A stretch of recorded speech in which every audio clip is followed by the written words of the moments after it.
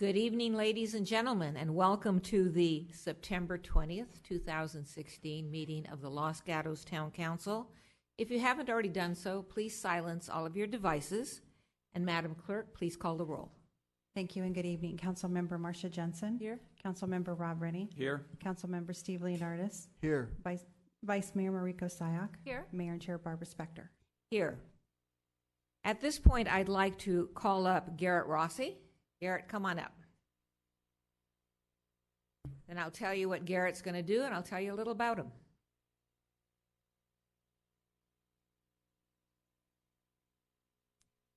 Garrett, after I talk about him for a bit, is going to be leading us in the Pledge of Allegiance.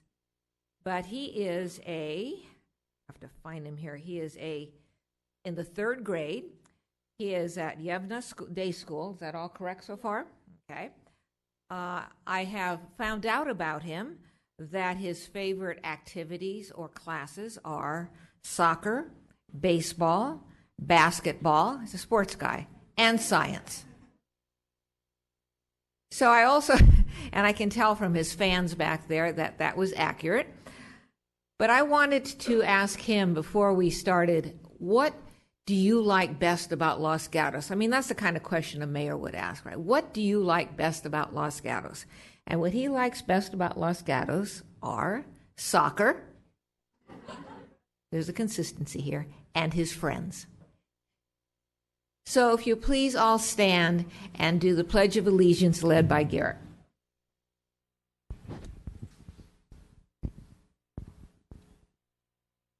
I pledge allegiance to the flag of the United States of America and to the republic for which it stands, one nation, under God, indivisible, with liberty and justice for all.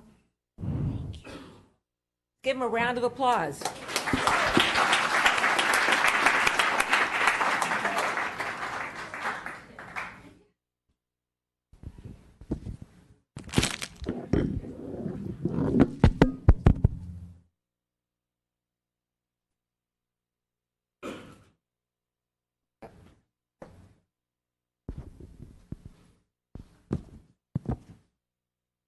And another round of applause.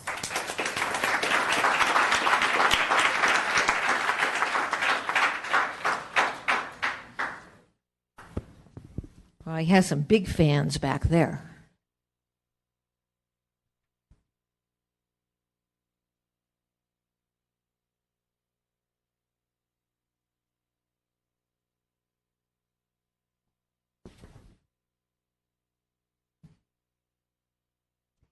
Once a month, I get to do my favorite mayor thing, which is to recognize and applaud small business, big applause, a small business that has operated in Los Gatos for a significant amount of time, generally over 25 years.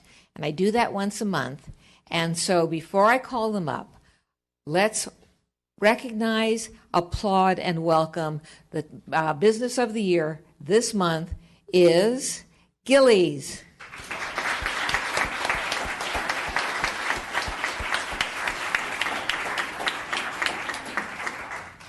Well, these folks up here, who I know are from Gillies, they're not going to be able to get by just sitting there. So everybody who wants to, who representing the business, come on up.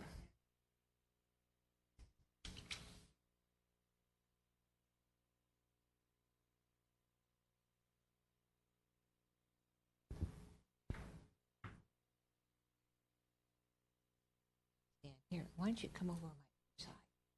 One of you at least.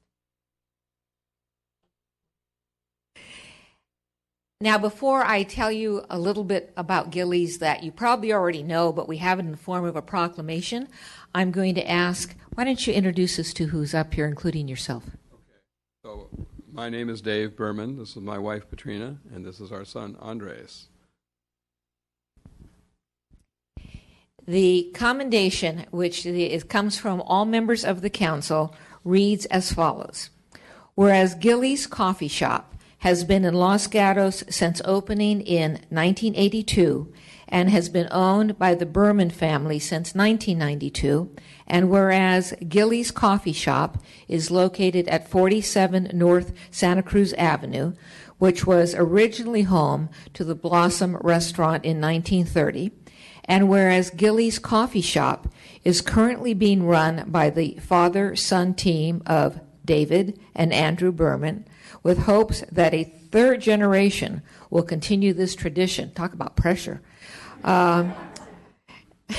And whereas Gillies Coffee Shop considers their employees as an extension of the Berman family and recognizes that these longtime employees and their personal touches attract and retain restaurant patrons, and whereas Gillies Coffee Shop is known throughout the greater Silicon Valley as Gillies, a place for friendly service of delicious breakfast and lunch dishes, and whereas Gillies Coffee Shop celebrates its part of the Los Gatos business community, as David Berman noted, quote, "Doing business here isn't just about business. It's a rewarding and enriching way to lead your life. Now, therefore, the Town Council of the Town of Los Gatos does hereby render, with special appreciation, to the Gillies Coffee Shop for their dedicated service to the Town of Los Gatos for over 34 years. Let's give them a round of applause.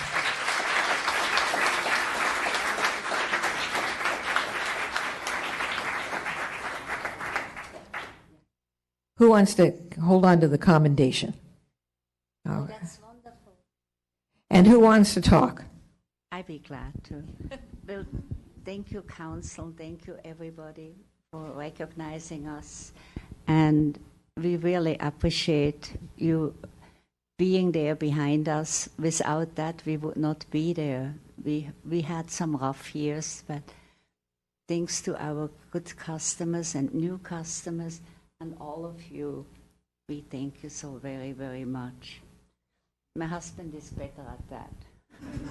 Not necessarily, but yes, I do want to recognize our long-term employees, our wonderful cooks, Antonio Cuaraque, who's been with us almost 20 years, Juan Lopez, who's been with us more than 15 years, and of course our amazing server, Pam Davis, who's been with us for 22 years. I mean, they've absolutely been critical to our success.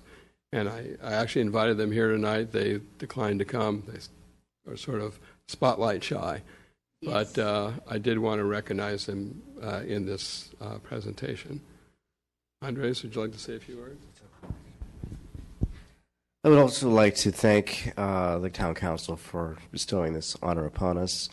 And I'd also like to thank the patrons of Los Gatos, be them new or old customers coming in. We certainly appreciate your business and the time that you take to come into our place and enjoy our meals. It's each and every one of you is very important to us, so thank you very much. Thank you. Until we see you next time, last round of applause.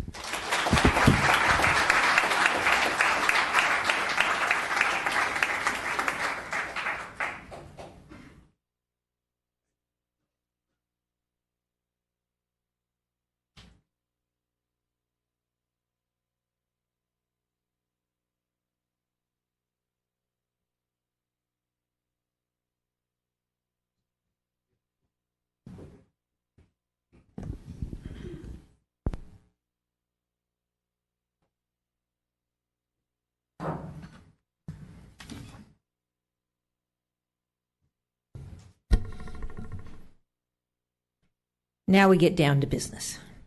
Starting, Mr. Schultz with the closed session report. Yes, good evening. Prior to the regular session, council met in closed session to discuss real property negotiations and the employee evaluation of the town manager. As to both these items, no action was taken that requires reporting under the Brown Act.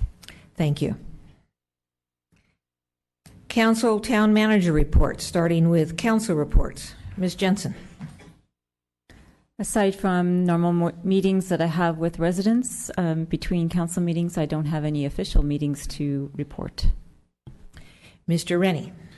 Thank you, Mayor Spector. On 9/17 and 9/14, I participated in taking bicycle and ped counts for 2 hours in each of those dates, and I also attended the count training on 9/7, and the Vice Mayor was there at that time also.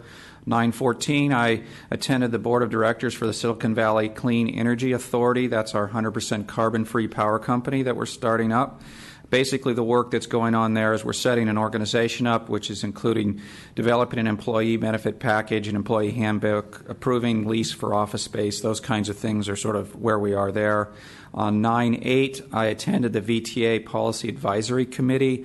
One thing I wanted to share that I thought was kind of significant is they did a survey, and although you can't really see this, it shows what they did is they allowed people taking the survey to move a indicator of whether you wanted more money spent on coverage or more money spent on ridership. And right now they consider they spend 70% getting ridership and 30% just covering areas where there's very low ridership.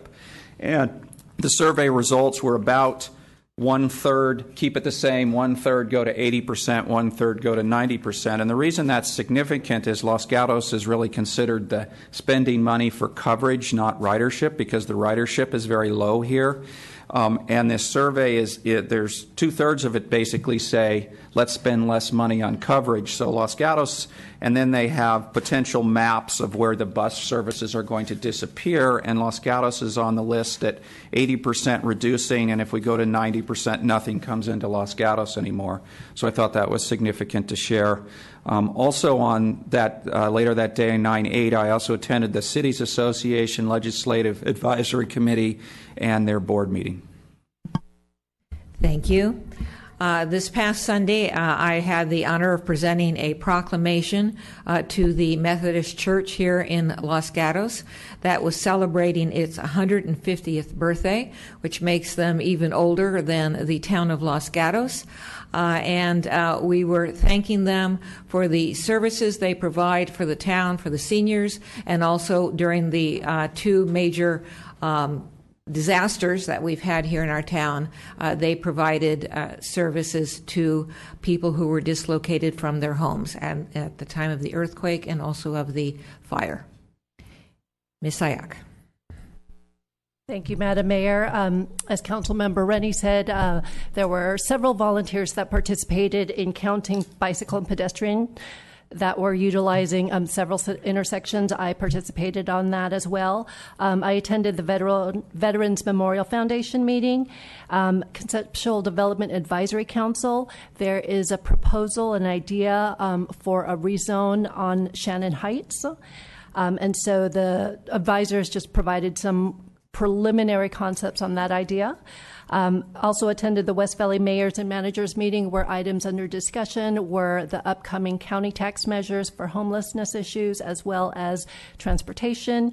And we just had a general discussion on senior services and what local cities needed from the county. Mr. Leonardis. Thank you, Mayor Spector. Since our last meeting, I attended the West Valley Sanitation District Board of Directors general business meeting, as well as, on behalf of that board, the Treatment Plan Advisory Committee meeting in the city of San Jose. I have nothing to report back. Manager Matters. Thank you very much. I'd like to invite everyone to our free movie night at Oak Meadow Park called Screen on the Green. This will be taking place on Friday, the 30th of September. We have children's activities at 6:30, and at 7 p.m. we screen Inside Out. So please come and enjoy. It's free and lots of fun. Thank you. We are now on the consent calendar portion of our agenda. The way this works, first of all, tonight there are quite a few. There are 13 matters on the consent calendar. We will address those all in one motion unless somebody from the council or the community wishes to pull an item from the agenda for full consideration. Turning to the council, does anyone want to remove an item from the consent calendar?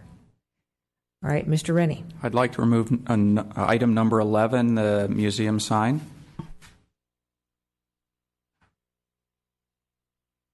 Ms. Jensen. I don't want to remove this item, but I have a question, if I may. a question of staff? Yes. Okay. With respect to item number 3, the proposed memorandum of agreement with the Veterans Memorial, my question is, I understand that there is additional planning and review of any proposal that's going to go on. So my question is, does the agreement put the cart before the horse prior to any review of that proposal? And if not, can I just get that explained to me? Sure. The MOU agreement provides mainly a roadmap of what will occur. Paragraph 2 describes the process that a development review application will have to be filed. That's an A&S application. That'll go through Planning Commission with a recommendation to Council. And then paragraph 3 does still provide subject to Town Council's approval. So final Town Council approval will still vest with Council on the project, and it also has termination clauses that allow the Council to terminate the agreement at any time. Okay, thank you, Mr. Schultz, and thank you, Madam Mayor. Thank you. Well, since we're on this one, also, Mr. Schultz, we received a desk item with suggestions of amending the proposed contract. What, if any, input do you have on those suggestions? The suggestion had to do with the maintenance part of it, and it wasn't requested by the Veterans Memorial, so I didn't really need the inclusion of it. It had to do with the maintenance. They're required under paragraph 9 to provide for, where is it? It's in paragraph I, where they have a $20,000 deposit and that we can use if at any time we need to for the removal of that. And the request that came in from a citizen wanted more language regarding how that process would entail. It wasn't needed in my mind, and it wasn't requested by the Veterans Memorial, so that's why I didn't include it. Thank you. Seeing nothing else from council, does any member of the community wish to pull an item from the consent calendar? Seeing that no one is coming forward, I will now look to the council. Excuse me, Mayor. Yes. I believe you have a card for item number 9.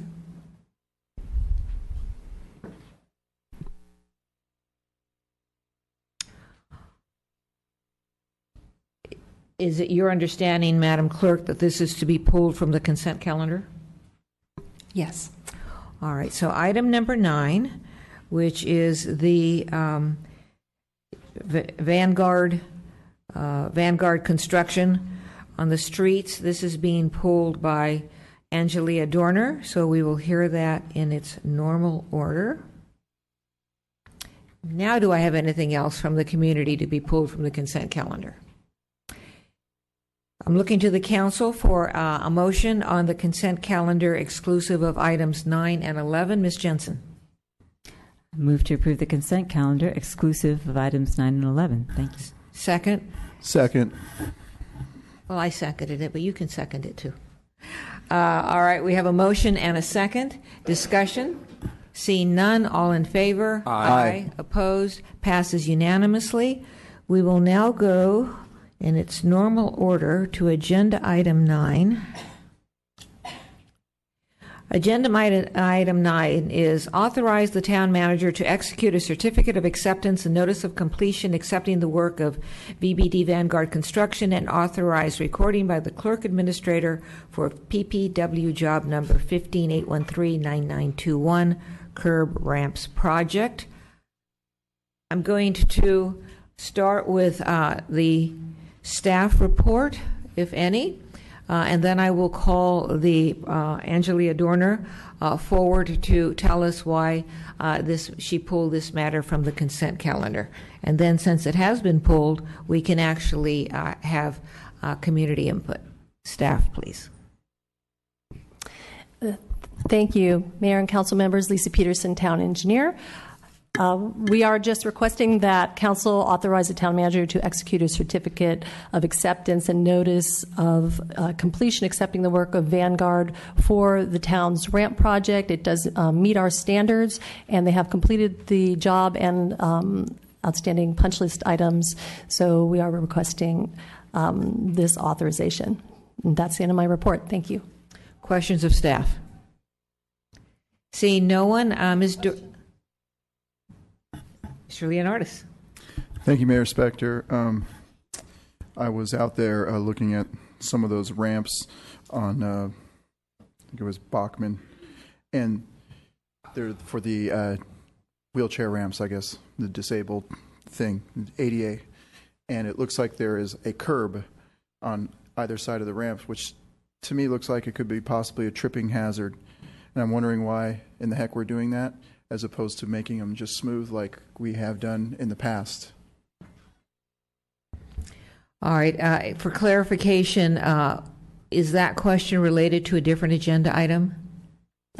That is not related to this project, that question. That's on a different project, the Almond Grove project. I'm sorry, I got the wrong agenda item. I apologize. All right. We'll save that question for later. That question is saved. Any other questions on this agenda item? Seeing none, Ms. Dorner? You'll have 3 minutes, and if anyone else wants to address us, please submit a card.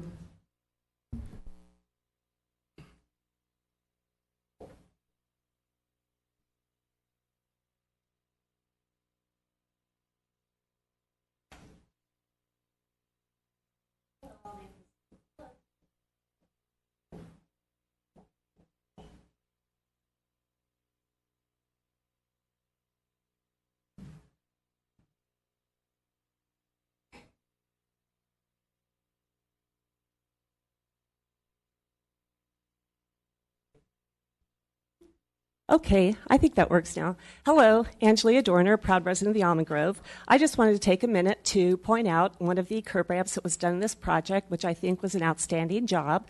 It's on the corner of Amanda and Shannon. And as you can see on this pictorial that I put together, there are the curb line on Shannon is the red line, and you see green lines which are actually aligned with the path that the curb ramps are directing you towards, which is well within a safe crossing path. It is close to the stop line on Amanda and far removed from the curb line on Shannon. This is just a great curb ramp. I also wanted to point out that on the edges of these curb ramps, they are flush with the planting strip, meaning there are no raised edges, which could potentially cause tripping or other hazards. People can basically walk down these ramps, or if they're on the edges of the ramp, there's no danger of hurting themselves. There's also bright yellow warning bubble things which are required for ADA purposes, and with street lights in this area, that makes that even more visible at nighttime, which is extremely important. I just wanted to thank PPW for doing a great job on designing curb ramps that are safe not only for ADA, but for all residents who are walking on that path. Thank you. Thank you. Questions of the speaker? Seeing none, does anyone else in the community wish to address us on this agenda item? I have no other cards. I see no one coming forward, so I will now close the public testimony portion of this hearing and look to the council for discussion. Motion. Mr. Leonardis? I move to approve consent item number 9. Second, discussion. Hearing none, all in favor? Aye. Aye. Opposed? Passes unanimously. The next agenda item, consent item that was pulled, was agenda item 11. Approve the new museum Los Gatos proposal to install permanent signage to the exterior wing wall of 106 East Main Street facing the Civic Center lawn. Beginning with staff report. Good evening, Mayor and Council. Staff is looking for approval for the new museum signage to the exterior wall facing Main Street. They came in December for approval for the original sign and are looking for approval for this sign. So that is the end of this report. Thank you. Mr. Rennie pulled this item from the consent calendar, so I will turn the floor over to him. Mr. Rennie? Thank you, Mayor Spector. The reason I pulled this is I actually don't have any problem with the looks of the sign, but when I saw where it was going, I was a bit surprised. I was kind of expecting them to create a sign that went on the other end of the building near the stairs that get closer to the front door. As soon as I saw they're putting it here, my first thought is, well, are we going to have a conflict with the Veterans Memorial that's going to be built right in front of this? And I don't want the museum to go spend money building this sign, which may not be appropriate to put somewhere else, after we end up with a Veterans Memorial design that may block this. So it's really about, have they thought about when the Veterans Memorial goes in there, whether it's going to work or not? Thank you. I will now, since he said it, I agree that it's a good issue and ask for staff to address it. Thank you for the question. We understand that NUMU is watching very closely the veterans' proposal and are anxiously await for the submittal of the architecture and site application. So I think they're well aware of potential conflicts, and I'm sure will communicate any concerns to the town. Ms. Jensen. It's a procedural question. So if the council were satisfied with the size and lettering and font of the sign, could a motion be made to approve the sign with indication of move it to the other side if there's a conflict with the veterans? Because that was my impression when I saw this as well. Yes, I think that would be appropriate. I think we'd want to make sure we know what the other side precisely means, so that way we can communicate that to the museums. I think they were trying to go a simple path by using the same materials and font as what you see on the interior face of the courtyard. Let me follow up. I want to make sure I understand this at this point. So we're saying that the museum is sensitive to the Veterans Project, that it is following it, that it still wants to go forward with this signage, and this is the part where I have the question. They're going to put the signage up, and then if there's a conflict with the Veterans statuary or whatever, they're going to come before us to move the signage? Or you could give that authority to allow them to move it now if there is a conflict. Ms. Jensen. I'm going to try again. So if the council were to say, this sign is fine, however, we're concerned with it, but so there would be an approval of the museum installing a sign with the lettering size and the font that's indicated in our report. Does the council then have to say to the museum, please put it on the, and this is where I'm terrible, you wanted the east side, the east corner? So it would be to the direct right of the steps if you were to walk up to the plaza, where they have their temporary sign now. Could we direct them to do that or leave that as an option, knowing that there could well be a conflict with the proposal that the veterans have made? You could do either. You could direct them specifically if you see that conflict is going to exist, or you could leave it in their hands to make that determination. Further discussion. Ms. Sayak. I'm going to look to staff to help remind my memory here, but I recall we had a conversation about where signage was initially proposed, and it was towards the steps, and there was a discussion and a motion to actually not put it there because the concern that the entire building would be considered the new museum versus just town hall. I'm seeing nodding heads, correct? Thank you, Councilmember. Matt Morley, Director of Parks and Public Works. Yeah, there was some consideration for the location of the sign. The opposite side of the building has, yes, it would have a branding potential for the entire complex. By moving it to the other side, it meets the need of the museum as they intend to use the outside area fairly frequently for functions and events and displays. In addition, there's trees that have a lower canopy on the other side that may obscure the sign to some extent. Mr. Leonardis, did you have your hand up? No, my question has been answered. Thank you.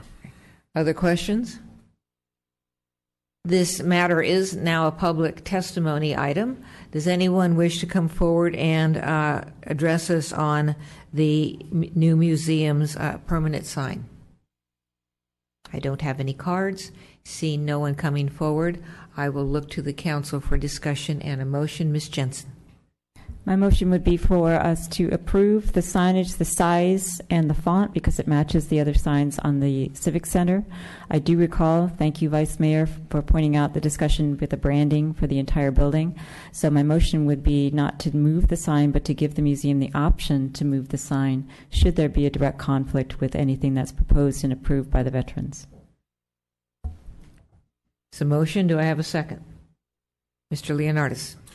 I'd like to second the motion. I'd also like to mention that I wouldn't want the sign to be a precursor of how the veterans have to design their memorial, as if the sign were to take precedence over the design of the memorial, because they put the sign up there when I thought originally it would be going on the other side of the building as well. Ms. Jensen. So just to make it clear for the record that that's not the intention of the motion. The motion is to give them the option if there's a conflict. Thank you. Further discussion? See none. All in favor? Aye. Opposed? Motion passes unanimously. All right, we're now through the consent calendar. We have verbal communications. This is the opportunity for anyone here in the audience to address us on any item that is not on our agenda. Not on our agenda. You'll have 3 minutes. I will ask you if you want to talk to us on verbal communications, submit a card. I do have 2 cards. First person, Angelia Dorner.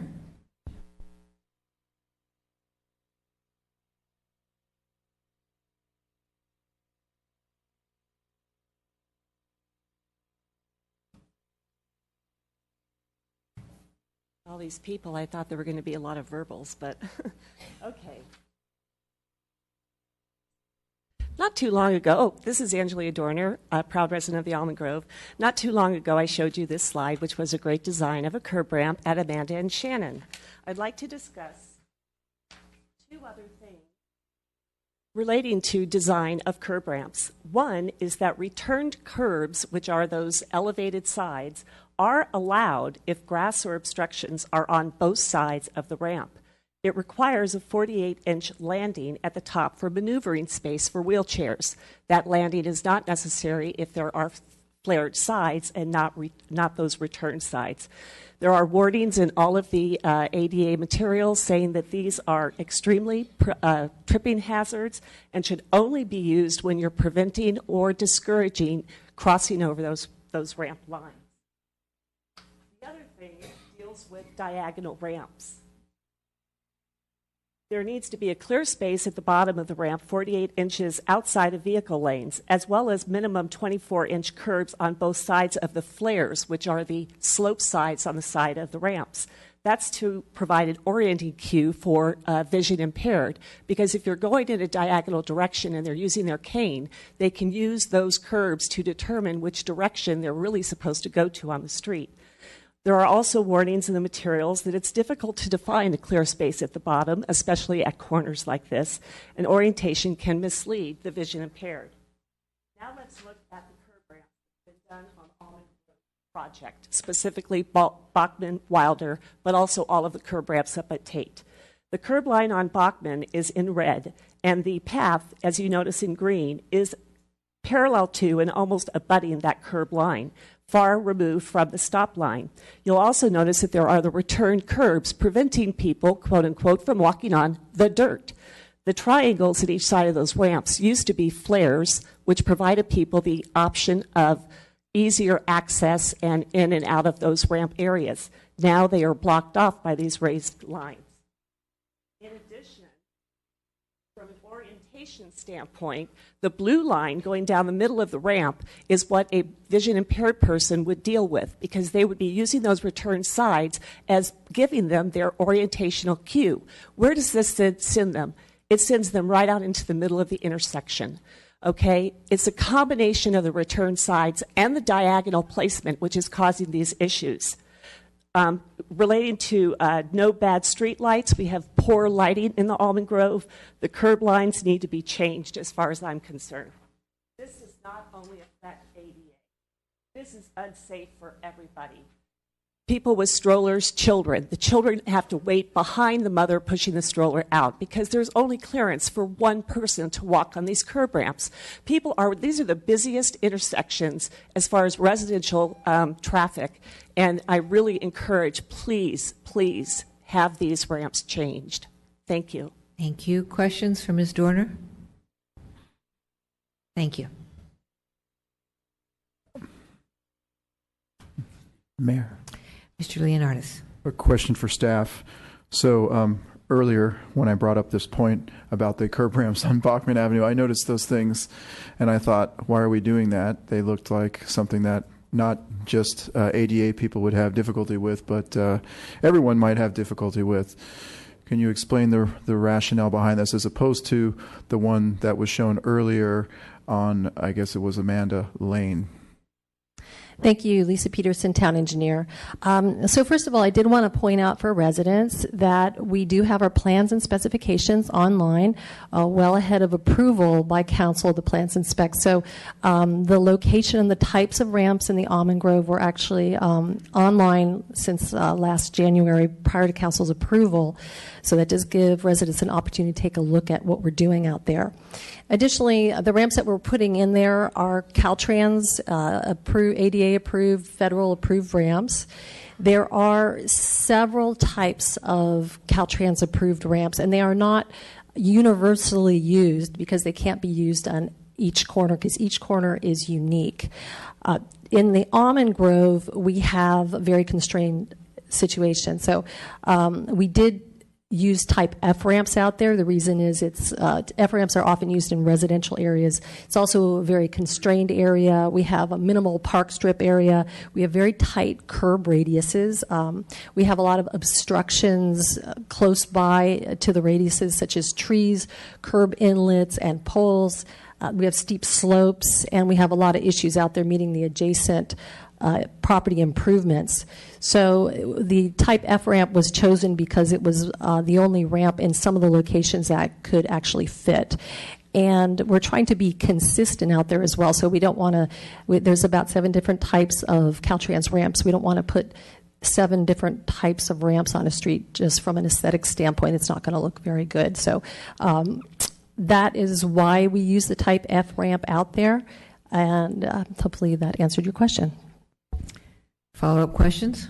Mr. Leonardis. Thank you, Mayor. So my concern may not be with the type F ramp per se, but the elevated curb. To me, it seems like the same effect as having a lifted sidewalk, and you're kind of strolling along and you just kick it, and then you get that pain that shoots all the way up the back of your spine. So I'm just wondering why we have to have this curb sticking up like that. I understand the ramp, but... So the type F ramp does have a curb. So if the design of a type F ramp has that curb, and again, the reason that it is used is in tight constraint areas where you can't get the flares because of obstructions that you have, and also because of the standards of the other types of ramps that don't allow them to be built in those areas. Again, we're trying to be consistent with the ramps out there, so to not have 7 different types of ramps on a street, because aesthetically that would look pretty unpleasing. And the type F ramp is the type ramp that does fit on every corner. Mr. Leonardis? So, Ms. Peterson, how many of these particular ramps do we have? You're saying a total of 7? Or is it just 1 or 2? In special areas, special circumstances? So we have them all around town. They're in various locations. Typically, they're in areas where we have constraints, such as what I mentioned.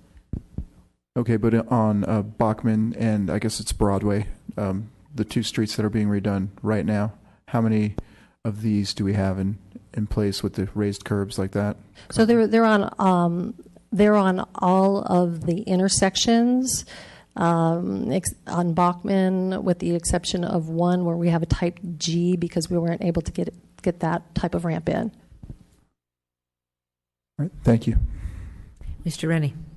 Thank you, Mayor Spector. If we move the curb lines, does that allow us to get ramps with wings in, and how much would we have to move to be able to do that? It would depend on each circumstance. As I said, ramps can't be universally used, so we would have to look at each location.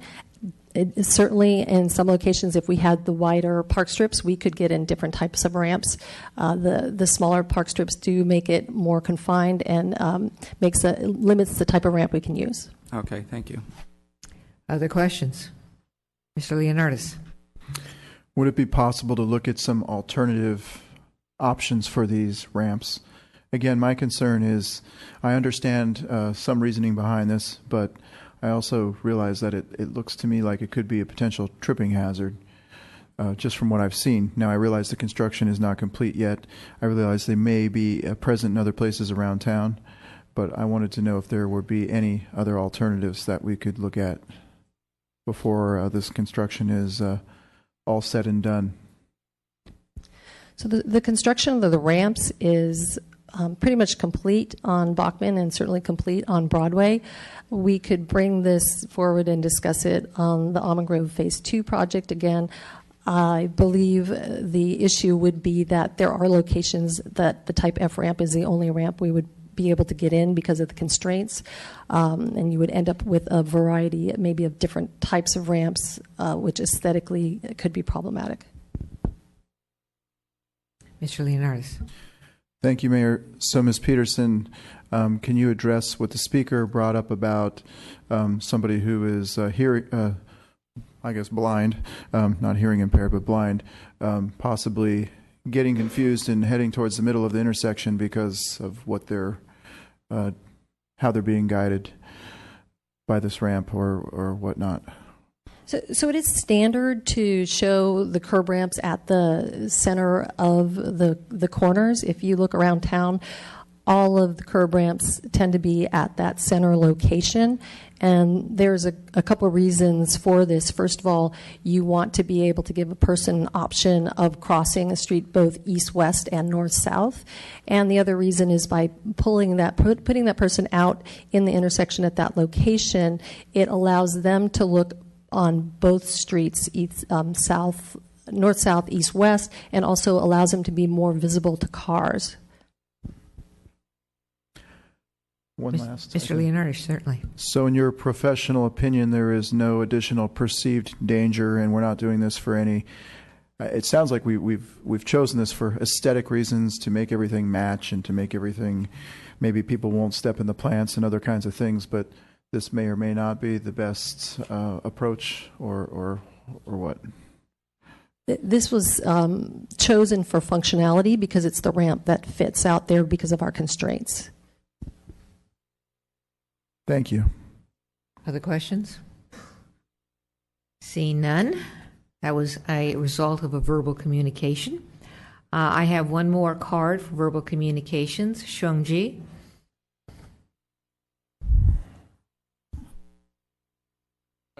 Good evening, Council. My name is Shuang Ji. I'd like to bring to your attention a resolution recently passed by the United States Congress. So the resolution is actually about the discovery of a heinous crime that's happening in China, which is live organ harvesting, on prisoners of conscience against their will. Especially on Falun Gong practitioners, which is an ancient meditation exercise very popular in China. So although imagine people being cut open while alive just for their organs. This is unspeakable, and that's why they don't speak about it. They hid it really well, but still there are a lot of evidence that this is happening.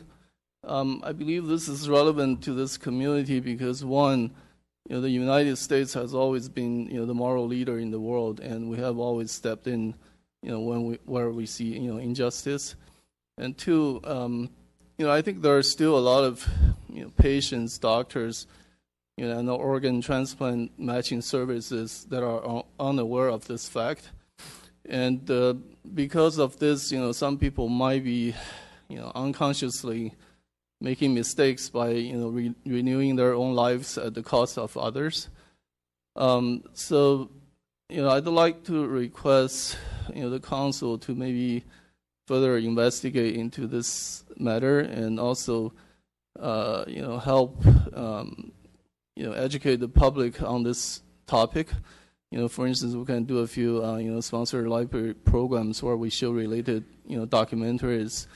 In fact, I also enclosed a invitation where a award-winning documentary on this topic by an Emmy award-winning director will be shown in 2 of the San Jose libraries on October 1st.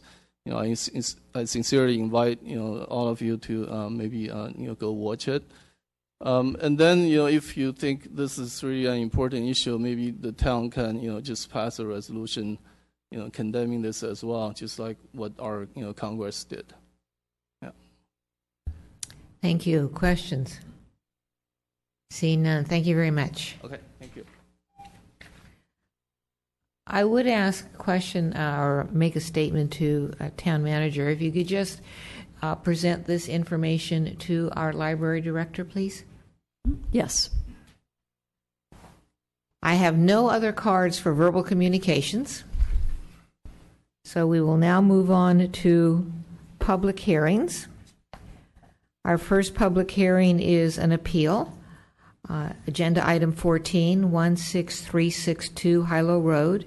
Consider an appeal of a planning commission decision denying a request to construct a new single-family residence on property zoned R18. We will begin with a staff report, then the appellant's team, if applicable. The appellant will have 10 minutes. Then each speaker will have 3, and I do have quite a few speakers, so if you intend to present, please submit a card, and then we will go back to the appellant for 5 minutes. Staff report. Good evening, Mayor, council members. Joel Paulson, Community Development Director. I'll give you a brief overview. There's obviously a lot of detail on the background for this project included in the staff report. The applicant is proposing to construct a new 2-story residence with an attached garage and a cellar on a currently vacant site on Hilo Road, which the project site is just south of Shannon Road on Hilo. The Development Review Committee considered this application on 3 occasions. Following the first 2 DRC hearings, there was input from concerned neighbors, and so the items were continued to allow the applicant an opportunity to attempt to address those concerns. The 3rd meeting, which occurred in June, the DRC approved the application. The applicant, as referenced in the staff report, made a number of changes throughout that process, and ultimately no additional concerns were raised at that final meeting, and the DRC approved the application. Following that approval, the application was appealed to the Planning Commission. So the Planning Commission reviewed the appeal in July, and at that meeting, they granted the appeal and denied the applications because they felt that it didn't comply with the residential design guidelines because it wasn't compatible with the neighborhood in terms of mass, bulk, and scale. Following that decision, the property owner appealed the decision, which is before you this evening. There is a desk item which includes additional input from neighbors regarding the project, which was presented to you today.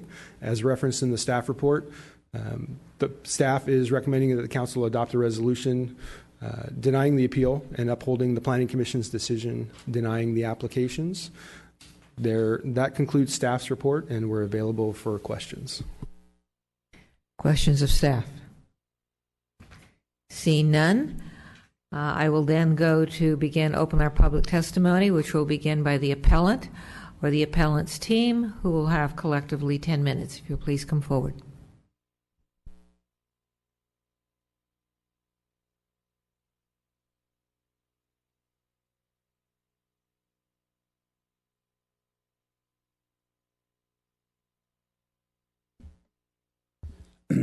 Hi, my name is Sandy Harris, and I'm sorry, that's right. My name is Sandy Harris, and I'm working with Valley. He's the owner of the property, and as you heard Joel speak, the property was approved for a home from the DRC, and at that time it was determined that it was compatible and it did meet the guidelines and standards of the town of Los Gatos. And we also had support of the neighbors, all of them, to get that approval. And subsequently, after we got the approval, It was appealed by Shannon Sesnick, and her appeal is, to me, the biggest issue we have with the home. We've made changes that neighbors have asked for and made concessions to accommodate the neighbors, but within the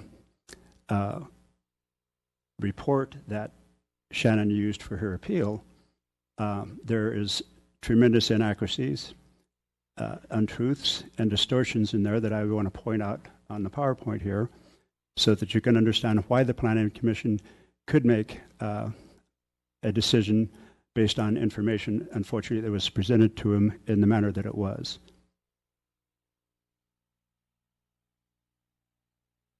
Okay, this is the neighborhood right here. Hilo is the road down below us, and then then we have La Chiquita up above. Now, Shannon had an issue with a two-story house.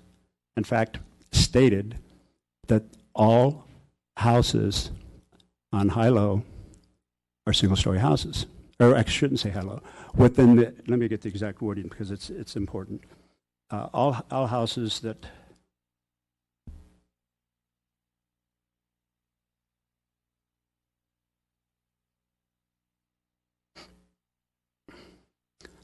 all houses that are on the bordering streets are single-story, and that is a false statement. And this map shows you all the green, or excuse me, all the orange highlights on the lots are all two-story homes. And on Hilo itself, there, as you can count, there are 13 two-story houses as we speak. And on her street that she lives on, half of the, well, can you put that up, please, for her street? Half of the houses on her street are two-story houses, including the one right next to her that blocks her view of ever possibly seeing this house. Yet, it's going to destroy the neighborhood. It's going to change the integrity of the neighborhood. And also, she claims that the house is not compatible with the houses in the neighborhood.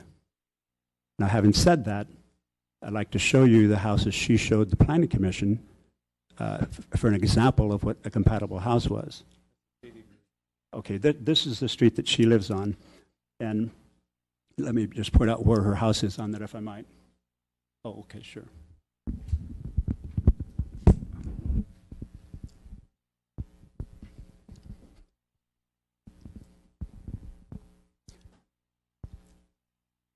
I don't know which side to get up. Is there a stick or something?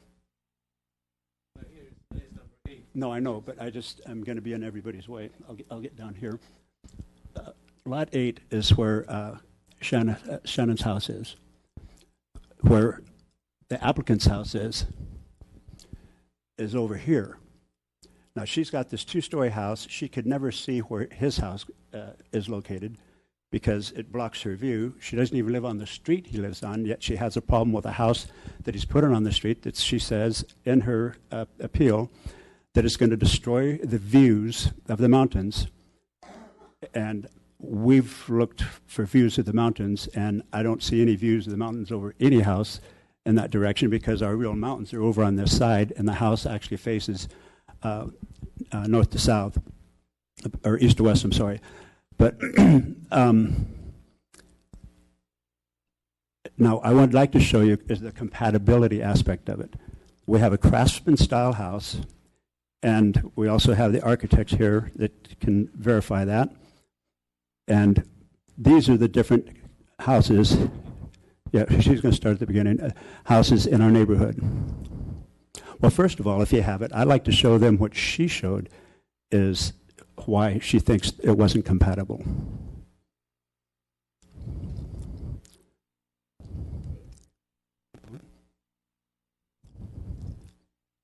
Okay, now this is one of Shannon's pictures of a compatible house. Now, you can't see anything because all you see is the garage. But I'd like to show you what the house really looks like that she didn't want you to see.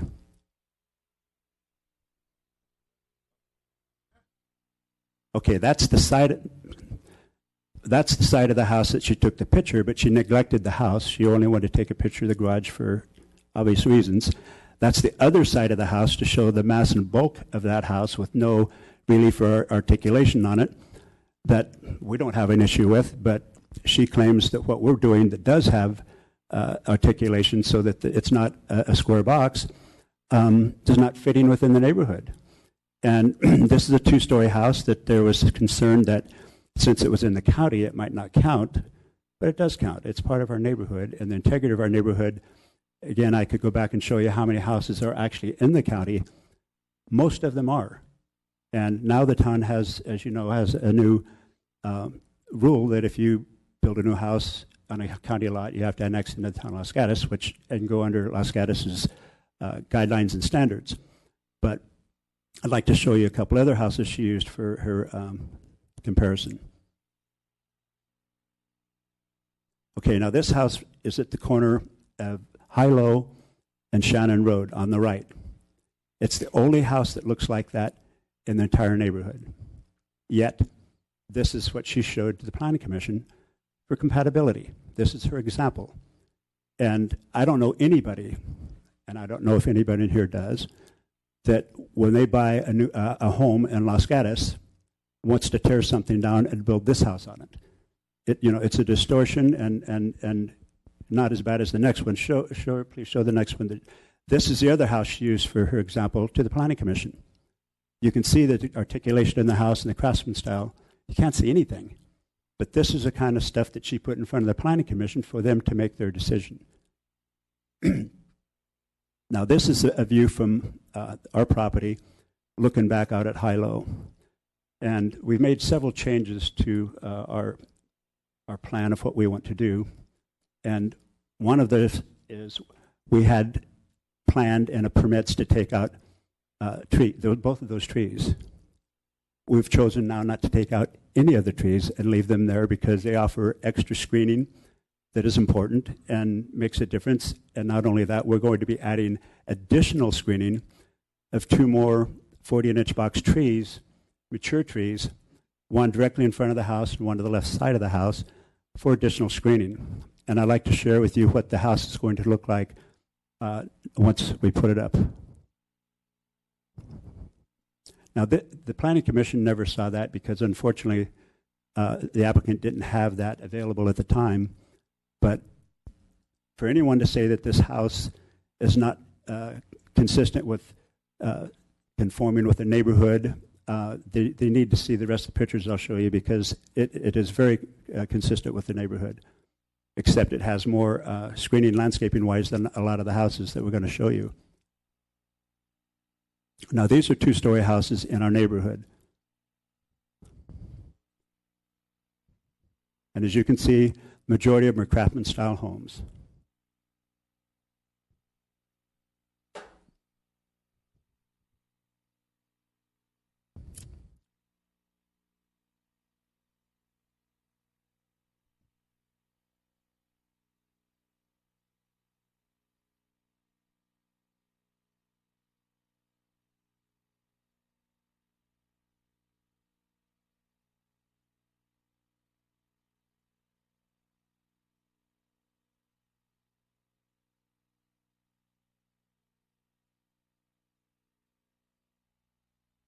Now, again, some of her when she did her appeal, she said this house we're putting up, if you could show the house again, please, is going to destroy the views and is not compatible with the neighborhood, of which she said there are no. All the houses were single story, and the surrounding block was her exact word she used. Mr. Harris, thank you. Let's see if we have any questions for you. Questions for Mr. Harris? Mr. Rennie. Thank you, Mayor Spector. Actually, a question kind of has nothing to do with what we've talked about, but having read the Planning Commission minutes and looked through this, there was some things said in the Planning Commission about the basement and the water levels. Did you bring your geologist person this time? There is, yes, sir. The Planning Commission, you didn't have him with you. And maybe he wants to correct it, but at the time we talked about, I wasn't there. There was some comments about other houses in the areas. I think the backyards had cement areas that were cracking, and there was discussion of how dry years, wet years, or things are, water tables are rising and falling and cracking. And then you talked about the water table being at 14 feet, but the basement was going to be 10 feet, and it was actually helping the stability to have a basement on the house. Where's my question in all this? I don't think that was answered very well at the time, and I was hoping the geologist could answer it. And if the water table's at 14 feet, why are we having trouble? Is it causing the ground to rise without the water actually rising? Well, I'd like to comment on that and then have the soils engineer expand upon it. Some of the complaints were that they had standing water in their backyards, and they were confused about that possibly having something to do with the water table, which it has not. And any drought, when you're on expansive clay, you're going to get shrinkage and a little bit of earth movement that has nothing to do with what's happening on our property. And then they're also concerned that when the excavation happens on this property, that it could affect their property, which that's not going to happen. And we've altered the drainage as one of the new changes we have, so that before they had it drain into the back of the house and then pumping out and just letting it go out into the street, we're actually going to take the runoff to the front, not to the back, and put it in dispersers so it doesn't just run out into the street. It has an ability to percolate into the ground, and then whatever excess is, that could go out to the street. So we've made significant changes on it, and we do have our soils engineer here if you'd like to ask him questions. If I could follow up. So when the runoff, I recall in the Planning Commission testimony, your runoff is just going to run across the soil. You don't have a French drain carrying it or anything like that. Could you explain that a little bit? Is that really adequate way to deal with No, what actually... I think you had a bioswell or something, and when it overflowed, it was just going to run across the dirt. We got rid of all that because the reason for that was to take the water to the back and then go to a disperser in the backyard, and then once that got too full and overflowed, then there'd be a pump that pumps that back out to the front and dumps it in the street. And I thought the best way to deal with it is to go ahead and just take all the runoff, instead of running to the backyard, take it to the front. The lot slopes to the front, and water, as you know, goes downhill, so we don't have an issue with it going backwards. But we've mitigated the two things. One, that the water that's going to come off the roof or off the surrounding part of the house is going to be taken to dispersers in the front of the house and allowed to percolate. And then if you have excess at that point in time, then it would overflow and go into the regular street gutters for the storm drain. If I could just follow up one more? Certainly.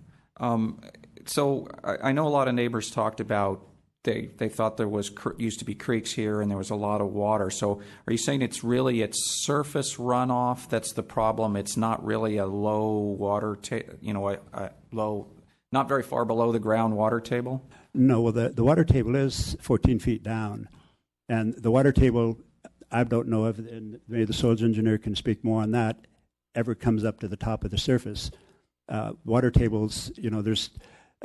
San Jose Water gets all their water that we drink from under the ground, but it's not something that comes up to the top that they take. It's down deeper, and our water table where we are has been established to be around 14 feet, which we won't be disturbing. And when it rains and you get puddles in your backyard, most of the composition of the dirt around there is clay, which doesn't perk really well and allows the water to sit on top. And there was confusion thinking that had something to do with the water table, which it does not. Okay, thank you. Other questions of the appellant? Ms. Hayek. Actually, I have three. So if I could just follow up on this. So you mentioned that you had made some changes to your drainage. So what we have before us in Exhibit 17, C3, is this what you're changing it to, or is this what you originally had that the Planning Commission reviewed? I'm looking at your grading and drainage plans. And you're saying C what? C3? C3. Page 3 of C3.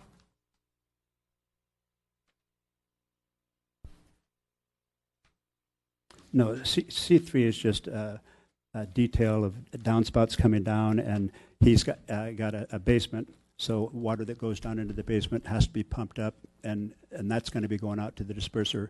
And what changed for the neighbors behind us is C2.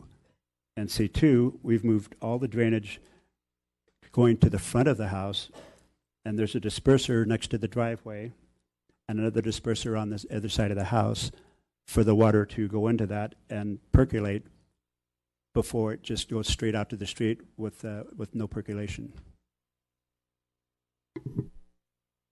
Okay, I see that now. Uh-huh. If I could just, so you said your soils engineer is here. Yes. Okay. Do you mind if? Oh, no, please.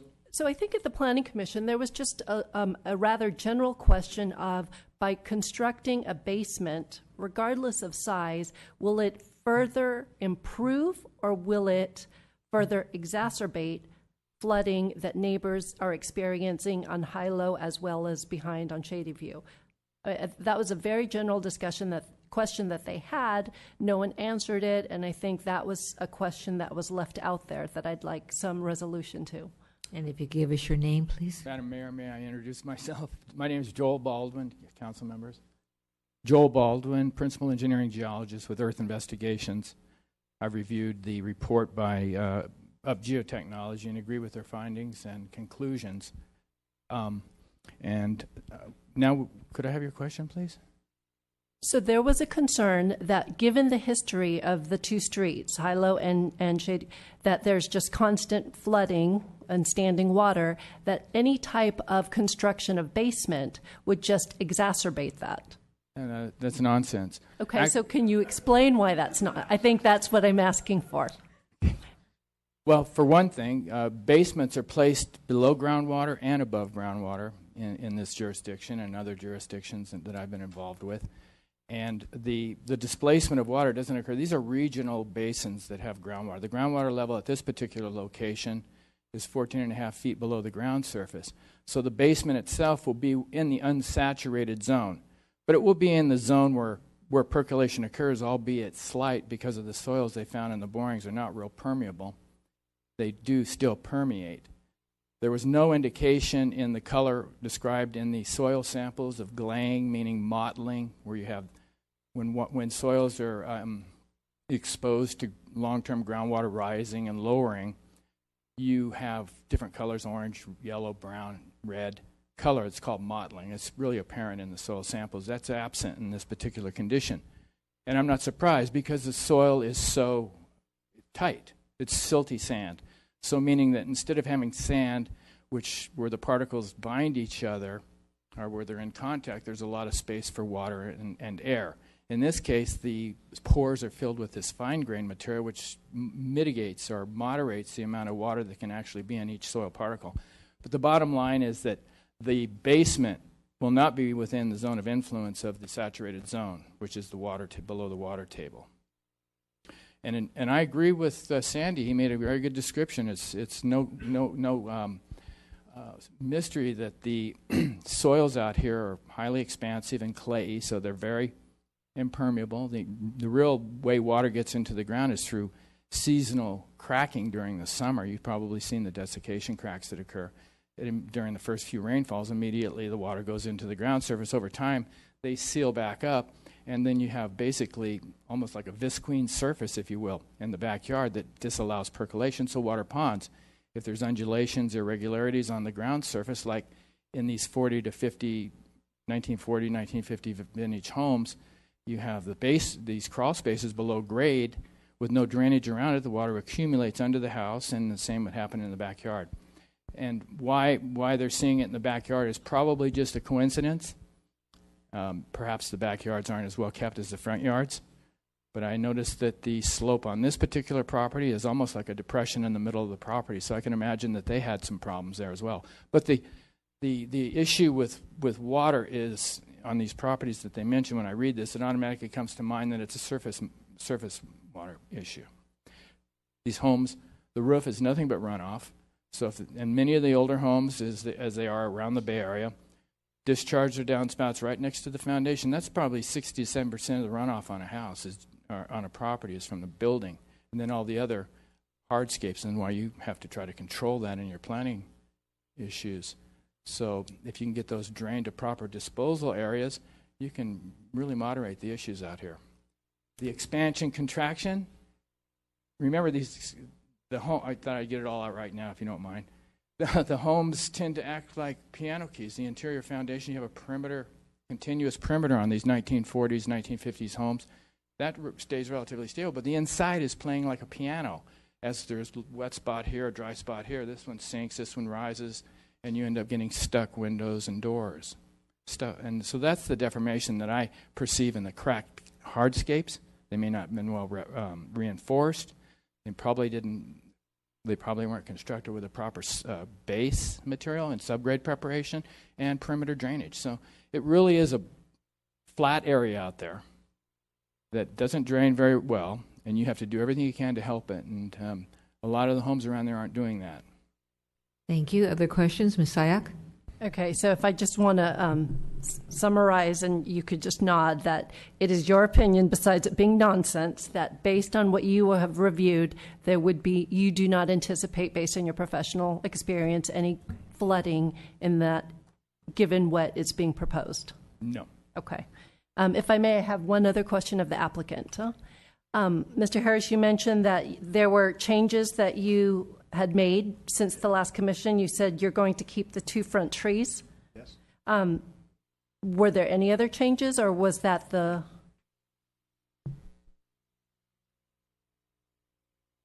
Okay. We had originally got a permit to take out the trees that I showed you on the map there, that from our property out to Hilo. We're not taking any trees out now. We're leaving those trees. And I know Shanna had an issue with endangered species that she thought that might disturb, but there's no disturbance to any endangered species. We're leaving the trees alone, and that was a big deal to her. So that, I thought, was a good concession. And the drainage, and then we're planting the additional trees for screening in the front, and not just little trees, 40-inch box trees. And we're going to obscure the windows on the right side upstairs of the house for the neighbor, Wagner, on that side of the house that was concerned about her privacy, and we're concerned about it too. And we'd already agreed to raise one of the windows in the bathroom next to the bathtub up to 5 feet so that she can't see in and we can't really see out unless someone wanted to climb up on top of the bathtub to look out the window. But we made additional concessions for her on that just to try to make her happy. But one issue she had was she thought maybe something to do with the house we want to build is going to affect the cracking and whatnot in her backyard, which, as you heard, that is not the case. Mr. Rennie. Thank you, Mayor Spector. If I could just go back to the drainage, listening to Vice Mayor Sack, I thought of a few more questions. So I wanted to understand a disperser. We talked about the water doesn't seep in very well. So how does the disperser built? I'm going to guess maybe you dig and put a new kind of soil below that it can seep through, and then you have, how's that work? Well, a disperser stops straight runoff out into the street. And say, for example, when we get our first storms and all kinds of water comes off your roof, the way that it was designed, the water would just run straight out to the street. It doesn't run out to the street. It goes into a disperser, so it has a chance to percolate. And the disperser has not the same composition in it that the actual ground has, which allows the water to sit there longer and perk. And that alleviates having to just take and run it and dump it into the street, because one of her comments was that that's what all the other neighbors are doing. That is not what we have proposed. So can I walk across a disperser? Is it Yes. a different kind of earth that the water goes into? Yeah, the disperser is underground, and yes, you can walk across it. It's not something you see visibly because you can put lawn over it or whatever, but it's it's a pit basically that has composition in it for like gravel and whatnot. So it's not just an empty hole that if you stepped on it you would fall into it, but it's got room for the water to come in and percolate And then if you have excess water, because I mean the retention basin we have is a pretty good sized basin. We have two of them, one for each side of the house, and it allows the water not to just go straight to the street when you get your rain, and that there's not much more that can be done other than that, because there aren't any other houses that I'm aware of on the street that have that. Okay, thank you. Other questions? Seeing none, thank you. We will now go to the testimony. We have 3 minutes each. Well, I guess I should look to staff. Yes, I am going to 3 minutes each. I have a lot of cards, so what I'm going to do is I'm going to call you in threes so that you'll be prepared to testify. We're going to start with Terrence Unter, followed by Kristen Hariri and Bill Wagner.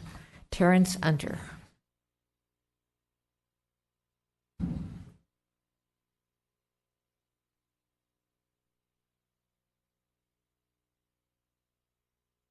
Good evening. I live in this neighborhood, walk those streets almost on a daily basis, and would like to point out that the sequence of photographs that was shown by the developer is a much more accurate representation of the type of house that is in that neighborhood than the other photographs that were shown.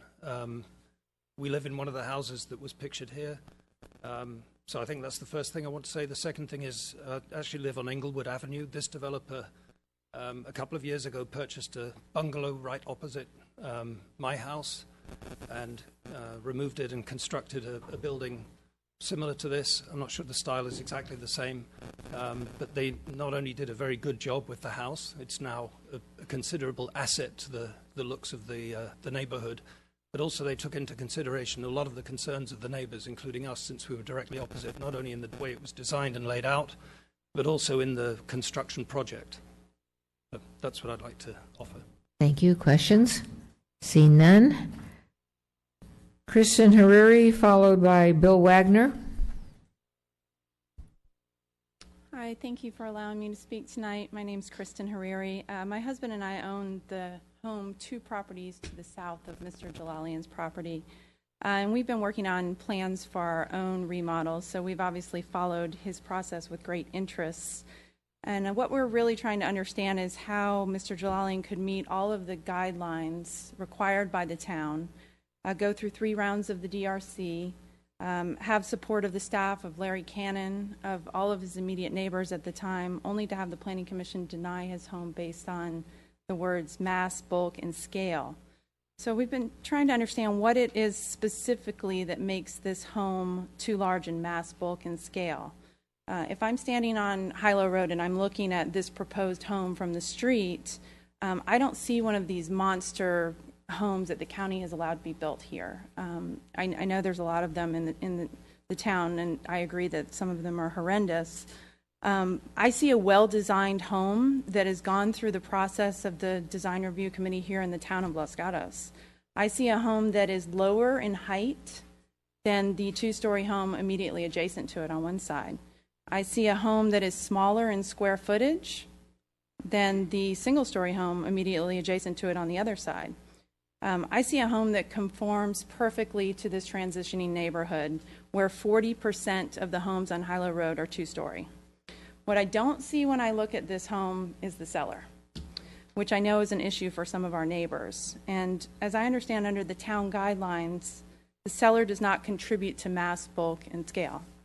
So that was an area that had us confused. The decision to approve this home was appealed by Mrs. Susick because in her personal and subjective opinion, this home is too large in mass, bulk, and scale. And that's the last thing that I would like to address is the role that the neighbors have in this whole process. I think obviously the intent is to have the neighbors work together to find a middle ground. But when you have a person who's going door to door soliciting support to deny a single family home, it closes doors to cooperative and constructive dialogue and creates conflict between neighbors. It becomes a win-lose situation. Mr. Jalalian has gone above and beyond to work with his neighbors, and after 3 rounds of DRC and a separate private meeting, all of his immediate neighbors supported this home. I would imagine this was one of the factors that staff considered when they approved it. Is that my time is up? Throughout this process, we have heard a few neighbors say, I've lived here for 25 years or 40 years, or I'm third generation California. I just want to say we've only lived in this town for 10 years, and we love this town. We love the people of Los Gatos. The strong sense of community here is why we chose to raise our children in this community. And seeing neighbors pitted against each other has made us sad. It's not the Los Gatos that we know and love. Whether you've lived here 2 months or 50 years, we are all entitled to the same rights, and we hope you will uphold Mr. Jalalian's rights and the initial decision of the staff to approve this application. Thank you so much for your time. Questions? No? Have Bill Wagner followed by Perry Herreri and Craig Ford. Mayor Spector, members of the council. My name is Bill Wagner. I have lived on Hilo Road for 24 years. My wife and I live in the property immediately south of the applicant's property. We spoke at attended all the DRC meetings, and at the DRC meetings, I think I expressed the fact that for 24 years, I think we lived in the worst property, or lived right next to one of the worst properties in Los Gatos. So we're very excited to see that this property is being improved. We just want it to be done right. To set the record straight on some of the questions that were made earlier, we at DRC originally raised concerns about the depth of the basement that was about 14 feet deep and about 8 feet from our property line. The original design included a continuous pumping system around the exterior of the basement that we had great concerns would lower the groundwater and affect the foundation of our house. Those issues were addressed at the DRC level to my satisfaction. What was not addressed was the size and mass of the house. We did raise those concerns. The only option that was suggested at DRC is that we could push the house back and not make it any smaller or less massive. And in doing that, it would impact our good friend, Jeannie Drager, who lives behind the property. So we backed away from that at DRC. We did not file the appeal, but when the appeal was filed, we saw that there was perhaps an opportunity to do this right. And we think that the Planning Commission did it right. We ask you to deny the appeal, uphold the Planning Commission's decision. Our house is 3,500 square feet, a single-story house on 11,779 square foot lot, exactly the same size as the applicant's lot. And when we bought that house, one of the things that appealed to us is the large lot size, that we could have a single-story house of that size and still have a large backyard. Our backyard is approximately 4,000 square feet, which is bigger than some small lots in Los Gatos. We believe the Planning Commission got it right because they upheld the residential design guidelines. And I think you've heard it expressed that, based on the 252 rule, only 1 out of the 9 houses is a 2-story house. In actuality, and if you looked at that map that was presented earlier, it's only 1 of the first 14 houses on Hilo Road is a 2-story house. The other aspect of the size and mass is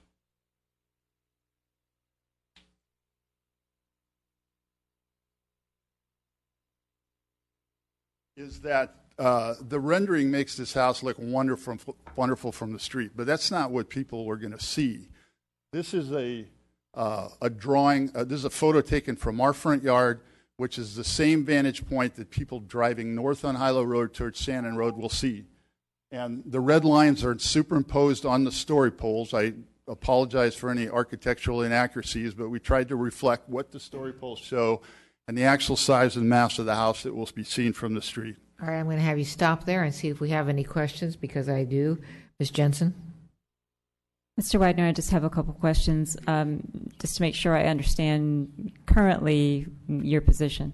So, as I understand it, you said that the drainage has been taken care of to your satisfaction. Is that correct? That is correct. As long as the conditions of the DRC are upheld, that there would not be any pumping of around the exterior of the basement, and if there is any groundwater, it will raise around the basement. Basement will be waterproofed. We don't think it'll have any effect on the groundwater table in our area. Okay, so the cellar and the drainage is not an issue for you? In my opinion, yes. And were the windows obscured for your benefit? The one that was raised 5 feet and the ones that were obscured? I don't know which house you're in, and I don't know if that was your request. We are in that house, And as my wife Deborah, who plans to speak later, had those concerns. And have those been satisfied? I'm not sure we've seen anything definitive that has resolved that. But if they were obscured and the window was raised, well, I'll just ask your wife, I guess, when she stands up. So your issue is now with the height. The big issue is that the size and mass of the house is out of proportion for the neighborhood. And I think we have to understand that this is a 3,500 square foot house above ground. But no, I understand that. In the bulk of that house is a 4-story garage, 4-car garage of 900 feet. So, the mass of this building is not 3,500 square feet. It's more like 4,400 square feet on 2 stories. I understand that. Thank you. Other questions from Mr. Wagner? Mr. Rennie. So I just want to keep on the point where you said do it right, and I'm still not completely sure I understand do it right. So you just said garage, but that's the first floor. I was guessing what you really wanted was less on the second story, but if we just made him make the garage smaller and left the top story as is, you'd be happy with that? I would have to consider the effect on the size and mass. Again, we bought in that neighborhood because it was large enough for single-story houses. Most of the other houses in the neighborhood are single-story, and we much prefer a single-story house. So if I could just follow up, I think I'm hearing you say it's not so much the second story, it's the total volume, basically. Yeah, both the volume and the height and the mass. And one more follow-up. So I recall that the height was dropped 2 feet from original. That's not adequate, or you were happier with that? Well, I think in this drawing, I have attempted to draw the red lines about 2 feet below the top of the story poles. So if the story poles are accurate, then the drawing accurately reflects the lower house. And I think, as you can see from the drawing, from our front yard and from the vantage point of people traveling north on Hilo Road, it is a very large structure. Okay, thank you. Ms. Sayak.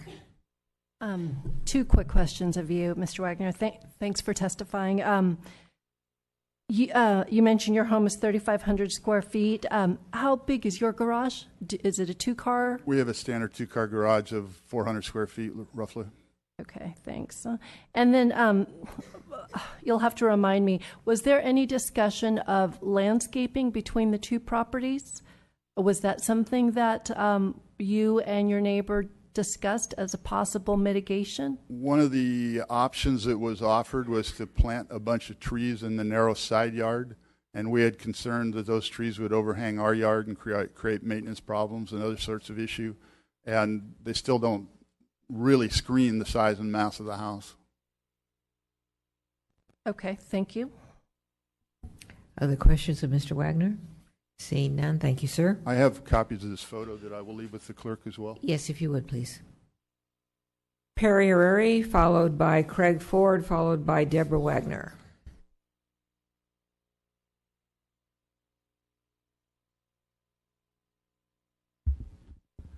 Mayor Spector, members of the council, I'm Perry Herreri. My wife spoke earlier, Kristen Herreri. Hope I do as well of his job as she did. We own the house that is 2 houses south of the subject property. We're an immediate neighbor.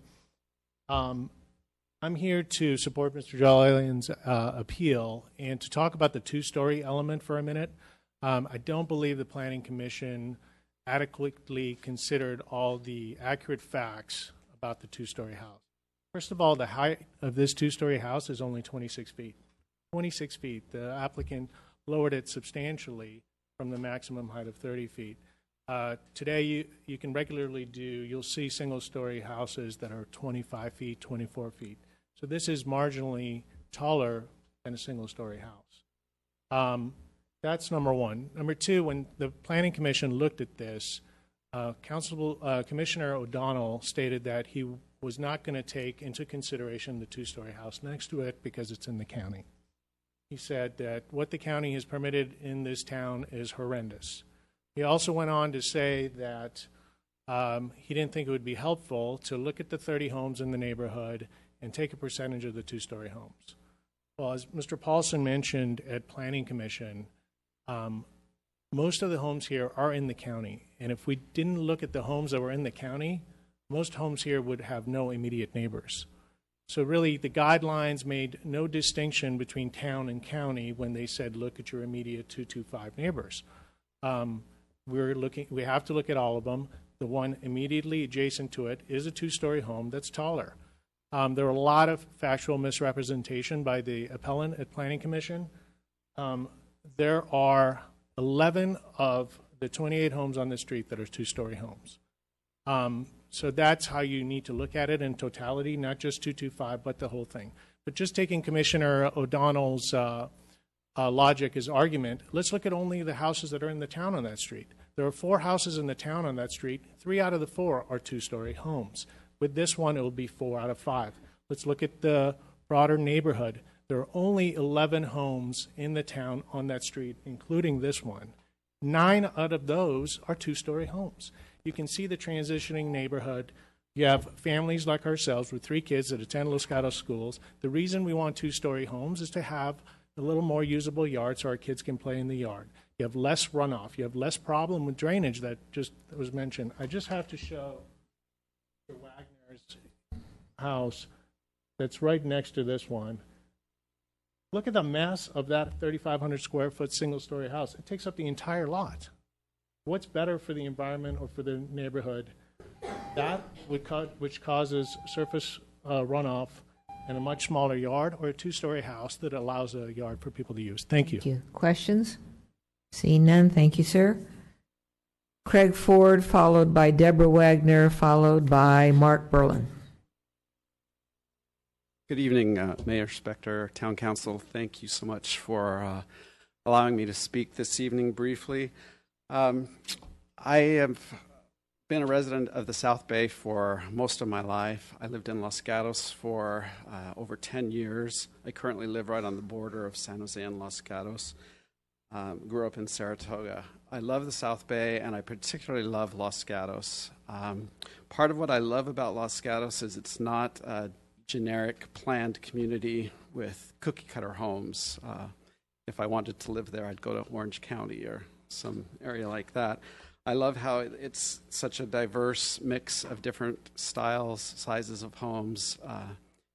Walking through the historic area near downtown, there's a real mix of the Victorian two-story. There's a lot of craftsmen. There's a lot of small bungalows. It's a very interesting, eclectic mix. Walking through a lot of the other neighborhoods, including this neighborhood in the Hilo Street, there also are a lot of mix of old homes, newer homes, single-story, two-story. I applaud the Town Council, the Planning Commission, who have tried to preserve the historic nature of the town and the charm and the things that we love. And I think that that's been accomplished for the most part by having some restriction on the type and size of homes. However, I don't feel that having a two-story home takes away from any of the charm or historic nature of the neighborhood, as many of the older homes are also two-story. I think there's adequate proof that in these neighborhoods that progress and change can be made while preserving the historical charm of the neighborhood. I really don't believe that restricting and saying that we can only have single-story homes is the proper way to try and preserve the character of the town. I truly believe that a properly managed, diverse mix of homes, different styles and different sizes, can really add to the unique appeal and the value of the neighborhoods. And I hope that Los Gatos can retain that historic charm that we all love and that I've loved and enjoyed living in. Thank you. Thank you. Questions? Seeing none, thank you, sir. Deborah Wagner, followed by Mark Berlin, followed by William Schwartz. Hello. We have lived in and raised our family in Los Gatos since the early 80s and intend to remain a part of this community. We would like the Town Council to consider the community expectation 1.4 in the residential design guidelines. Homes will respect the scale and character of their immediate neighborhoods. As you uphold this 6-1 decision of the Planning Commission to deny this construction application. And actually, the Planning Commission did not need to have anything misrepresented by pictures shown because every single member drove the street and witnessed the house and the mass and scale of the building and the story poles. So it wasn't whether something was represented and something wasn't, because they viewed it themselves. Every single person drove the street. The most currently built home in 2011 at the end of this street at 16397 High-Low is 3,300 square feet and is a fine example of a single-story, well-built home that had no opposition in any phases of its construction.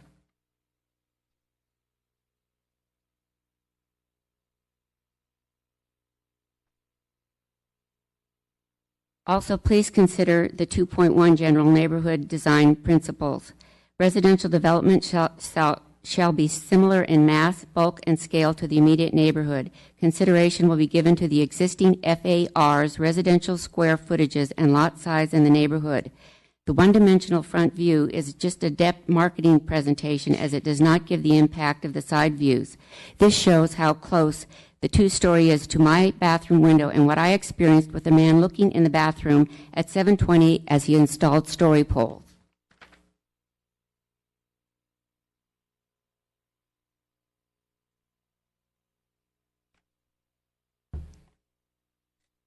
The additional trees are no cursory solution to the privacy, and multiple discussion with the builder as to why trees are not a solution seem to go unheard, as the rendering keeps saying that the only solution is to plant trees, because we have had the simple solution to privacy is to approve a single-story, approximately 3,800 square foot house with a privacy fence, which would be compatible to the existing 225 portion of residential guidelines. Because please maintain the Planning Commission denial of this application going forward with a single-story home that will fit into the character and scale of the existing neighborhood.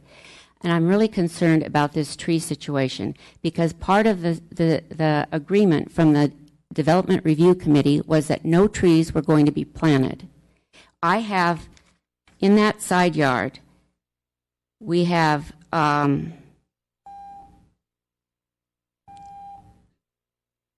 there are already 2 redwood trees, an oak, a walnut, an olive, 2 butterfly trees, 3 crepe myrtles, a screening Raphiolepis bush, and a Japanese maple are already there. Thank you. So any trees are just questions overkill. of Ms. Wagner. You have several. Ms. Jensen. Yes. Thank you for your presentation, Mrs. Wagner. I told your husband I was going to ask you about the bathroom windows. Mr. Harris said that one had been raised up 5 feet, or one or both had been obscured. Are you aware of that, and does that solve your... No, I don't think so, because you know what? You know how when you saw the King's Cross, when you can't visualize, you think that you're visualizing what the end result's going to be, like even the Muse, the building that you built on, the houses were a lot closer together, but when you visualize them on paper, you thought you understood what they were going to look like. I don't think that that is a solution to the problem, because the mass and scale, as you can see, is just, there's no way to get around it. There will always be looking in the window, and the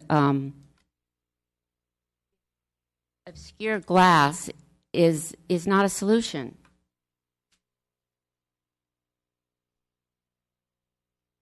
Mr. Rennie. Thank you, Mayor Spector. Ms. Wagner, so I'm still a little confused what you want for screening. You don't want trees, so what do you want blocking your window? I want a single-story house with a privacy fence. So you had a fence there, so you mean a taller fence than... A taller fence and a single-story house, and that would be completely adequate. The trees, we have all of those trees in that side yard. These properties have been so poorly maintained that 5 years ago, we had a lateral break in the sewer pipe because of the diseased and rotting roots. And I've lived in this valley for over 60 years, and never in my life, anywhere, have I experienced sewage coming into my shower.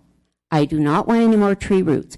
Unless he's going to guarantee that he's going to maintain my sewer forever. This is a developer. He's going to take the money and run. He doesn't care about what happens to my house. We've had to make quite a few additional expenses because of the lack of maintenance in 24 years on both of these houses. Plus, the trees are just perfect ladders for rats. The rats are worse than anywhere I have ever seen. I've lived in several rural environments, and the rats in this neighborhood are vicious. And I don't want the rats jumping from the trees onto my roof. Other questions? Ms. Sayak. I don't know what's comical. It's my turn to ask a question. The privacy fence, when you're saying privacy fence, are you asking for a higher fence? An 8-foot high fence. So if you could just put back the picture from your bathroom window. So the one that's existing now, I'm assuming that's 6? And so if you had a privacy fence going up 2 more feet, I'm trying to understand the perspective that you're looking at. It wouldn't really make a difference if it was a 1-story or 2-story because half of your window would be blocked anyway. The whole house the mass and scale is overwhelming. This house is twice the size of the house next to it. So it's still part of the issue that the Planning Commission voted on because the mass and scale is huge. They can build a single-story house in that square footage of a lot. Let me follow up on what Ms. Sayak was asking you. Looking at this picture, she was talking about the fence, the existing fence and the requested fence. But let's go up further in the picture. At the top near right-hand side of your window, that's the orange netting, correct? Yes. All right, other questions? Seeing none, thank you, ma'am. Mark Buckland, followed by William Schwartz, followed by Carl Ryan. Hello. First, I want to say this has been amazing. I've learned about F-ramps, which was fantastic, and dispersers, which is stuff I never would have learned if I was home watching The Voice, so that was cool. Thank you. I don't have a dog in this fight. I don't know the builder, and I don't know really any of my neighbors, but I will say I live on Hilo, and I live in a 2-story house on Hilo, and I don't want to be redundant and reiterative of what everyone's saying. It's an up-and-coming neighborhood, and nowadays what happens in up-and-coming neighborhoods is you build 2-story homes. And I know it's a hot issue for a lot of people, and I understand concerns, but I think it's a bad precedence to tell people they can't build a 2-story home in our neighborhood. When you look on every street around us, whether it's Topping or Hilo Court, there's 2-story homes everywhere. So that's all I'm going to say. Thank you. Thank you. Ms. Sayak. Mr. Buckland, quick question. We have a question? You mentioned you're on the street. How many houses away? I live towards Topping. I'm on the south side, and I counted the 2-story homes from my house towards Topping, which is heading south on Hilo. And of the 11 homes, 9 of them were 2-story homes. But how many houses are you away from this particular house, if you were to guess? Are you part of the 225? I don't even know what that means. Actually, I'm glad you said that because we keep throwing terminology. 225 is if I'm the existing house, 2 on my left, 2 on my right, and the 5 in front of me. Are you any of those? I think there are about 4 houses down and across the way. Okay, thanks. And I'll just say, the house looks lovely. Looks nice. All right, William Schwartz, followed by Carl Ryan, followed by Whitney Halliday. Hi, I'm William Schwartz. I've known Valley for 20 years. Grew up in the Bay Area, Mountain View, Palo Alto family. Lived in Los Gatos for over 10 years. Great city, a lot of change. I've seen all kinds of places change. I think it's great that we're making improvements. Some of these older homes, they're great when they were built them, but it makes an improvement in our community. And that house, I just think it looks great. And to have it in my neighborhood or any other neighborhood would suit. I think it's a major improvement if you look at the lot that's currently there. So That's all I have to say. Thank you. Carl Ryan, followed by Carl Ryan, Whitney Holliday, and Scott Urban. Good evening, Mayor, Spector, and Councilman. I just wanted to state my support for this project. I believe it will enhance the neighborhood, and like the other speakers, or some of them, I don't understand this opposition to a two-story home. I look around the neighborhood. I live in Los Gatos, and all I see, all the new homes are two-story, and quite frankly, I'm jealous of two-story homes. They're brand new. They don't have leaking pipes and breaking sewer lines because they're 50 years old, and I'd love to live in one. So I'm tired of my old house. But Valley's complied with all the changes, or most of the changes that the neighbors have requested, and I don't think it's fair for a few rabble-rousers to stop this project because they want to go after their own selfish interest and be able to see the sky or the mountains just because his house might be in the way. It's almost like if you bought a beach home and someone put a home in front of you, and that happens. It's the way things go. And unless you own the property in front of you, you have nothing to say about it. And I think Valley should be able to develop his property the way he sees fit. And all of his other projects, the neighbors love him. And you have to look at his history. He's a really good developer. He's responsible, and he works with the neighbors. He's worked with most of the neighbors here, and the majority of the neighbors seem to appreciate what he's done. So that's all I have to say. Thank you. Whitney Halliday, Scott Urban, Mike Brown. Yes, hi. Thank you for the opportunity to speak tonight. My name's Whitney, and I live just 3 doors down from the proposed project. I live at 16400 Hilo, and I'm speaking in support of this project. My family, I have 2 kids and my husband, we do feel that this house is, as we see it from the front, it's very compatible. It conforms with both the old 2-story homes and the new 2-story homes that are all over our street on Hilo. We have 2-story homes all over this town, but all the nearby streets have 2-story homes. This is a gorgeous home. I don't see any reason, or I have not heard one argument to not approve building this beautiful house. Hilo is currently populated with many families with school-aged children who support this project.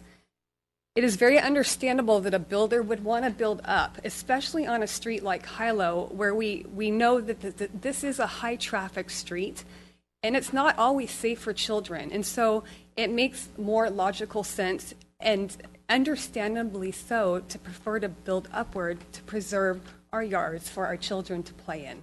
And I would say 80 to 90% of this entire street is filled with families with children who have to play in the backyards. So for that very reason alone, I think it's important to preserve land for our children. This location of street near the schools is highly desirable, and many new families are hoping to find homes exactly like this home in this area. We have 3 schools within walking distance. This is a lovely home for a family that can move in and benefit from this amazing neighborhood. So we do look forward to a transitioning neighborhood with new families on this street who could live in this house. We are very excited about this project and support it 100%, and really hope that your team will approve this project tonight. Thank you very much. Before you leave, I have a question, or you might have others. Tell me again what your address is. 16400 Hilo. I live 3 houses down on the same side of the street. Same side of the street, 3 houses down. Yeah, and we have full view of the house from the side that was shown. And honestly, it just looks like a 2-story house. It doesn't look any bigger in size than any other 2-story house that you look at from a 45-degree angle. And what is your lot size and square footage? So our house right now is 2,200 square feet. We're on a 12,000 square foot lot. And we have a very, very old house with a tarp on our roof. We're considering going upward as well because we want to preserve our yard for our children. And that's really what it boils down to. It's a busy street, and it doesn't make sense always for the homeowner to build a 1-story home. it may not work for all the families. And again, I feel strongly about this because Hilo is a very busy street. And it's unfortunate that our children can't play in the front yard or run down the street because there's so many cars coming through. And it's because it is a great area. We're at the vertex of 3 great schools. So, I understand why a builder would obviously prefer to build up, to save some land and, to allow families to come in and benefit from a beautiful house like this. Now, you said that you would like to build up, but you already have a 2-story house. No. You have a 1-story house. Old 1-story house. All right. Sorry, I misunderstood. Other questions? Yeah. No, thank you, ma'am. Okay. Scott Urban, Mike Brown, Lori Vitale. Hi, my name is Scott Urban. I live on Inglewood. In fact, I live next door to the first speaker this evening, and I live directly across the street from the last house that the developer built. It's a little larger than the home that's proposed on Hilo, and our only concern was the house we moved in across the street from was a very old fixer-upper. Valley bought the house and tore it down, and from the get-go, he was very approachable and nice, and turned out to be very honest. And any concerns we had along the way, he took care of everything. But ultimately, he built a very large home that fits into the neighborhood.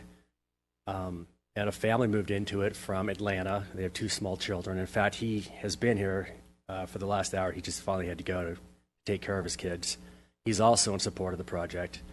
And I've lived in Los Gatos my entire life, except for college.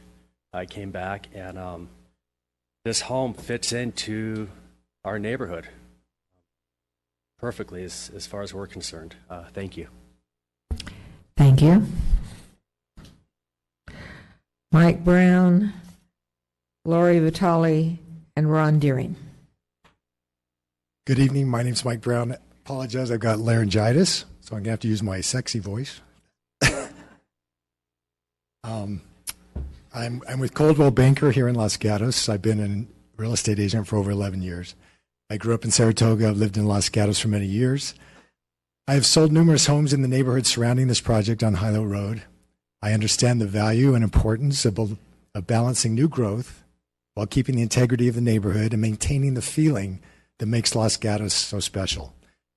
Hilo Road and adjoining streets were mostly built in the mid-50s, as we know, with rarely a 2-story in the mix. However, today's homeowners have completely different needs and desires for living space. As you know, the majority of new construction homes in Los Gatos are 2-story. This proposed home sits on over 11,000 square feet of land, and the 2-story craftsman-style home is consistent with other 2-story homes in the area. I was going to show some pictures, but I won't. We already have seen a lot of pictures of the 2-story home, even the craftsman-style homes that are consistent in the area. I'd ask council members to consider Hilo Road as in transition and look at the entire street, as I'm sure you have probably driven down it, as well as the surrounding streets that make up this neighborhood. A new, beautiful 2-story craftsman home is quintessential Los Gatos. Even if one disagrees with that, at the minimum, the proposed home fits into the 225 rule with the 2-story home located directly next door. Also taking into account that end of the street is in transition. Majority of those homes surrounding this home were the original homes, the original 1-story, small 1,200, 1,400 square foot homes, which we all know will eventually be bought up and either remodeled or built from the ground up. I also know that Mr. Jalalian has met with every neighborhood who would talk with him. He has made numerous changes to the house plans to try to accommodate and mitigate any concerns about what is required by the town. I also take issue with Mrs. Wagner saying that he's a developer and doesn't care. Because I've worked with this man. He does care. He lives in Los Gatos. He cares about the neighborhoods. He cares about the integrity of this city. And I believe that he should be able to move forward and build this beautiful home. Questions? Seeing none, thank you. Lori Vitale, Ron Deering, and Dennis Byron. Hi, I'm Lori Vitale. I would just like to speak in favor of Valley's project. It is consistent with the look and feel that we strive for in Los Gatos. It's done beautifully, well appointed, and also if you start walking on Hilo from Topping, you will notice that the street starts off just absolutely beautiful with these beautiful two-story homes, and it slowly progresses towards Shannon. But the part of Hilo that is really striking is the part with the two-story homes that are beautifully appointed as this one. That's all I'd like. Thank you. Ron Deering, Dennis Byron, and Ihab Youssef. Ron Deering left, so Dennis Byron followed by Ihab Youssef.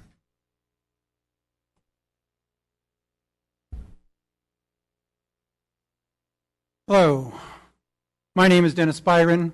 I've been a resident of Los Gatos for about 45 years. I was born in this valley, so I kind of have seen it change.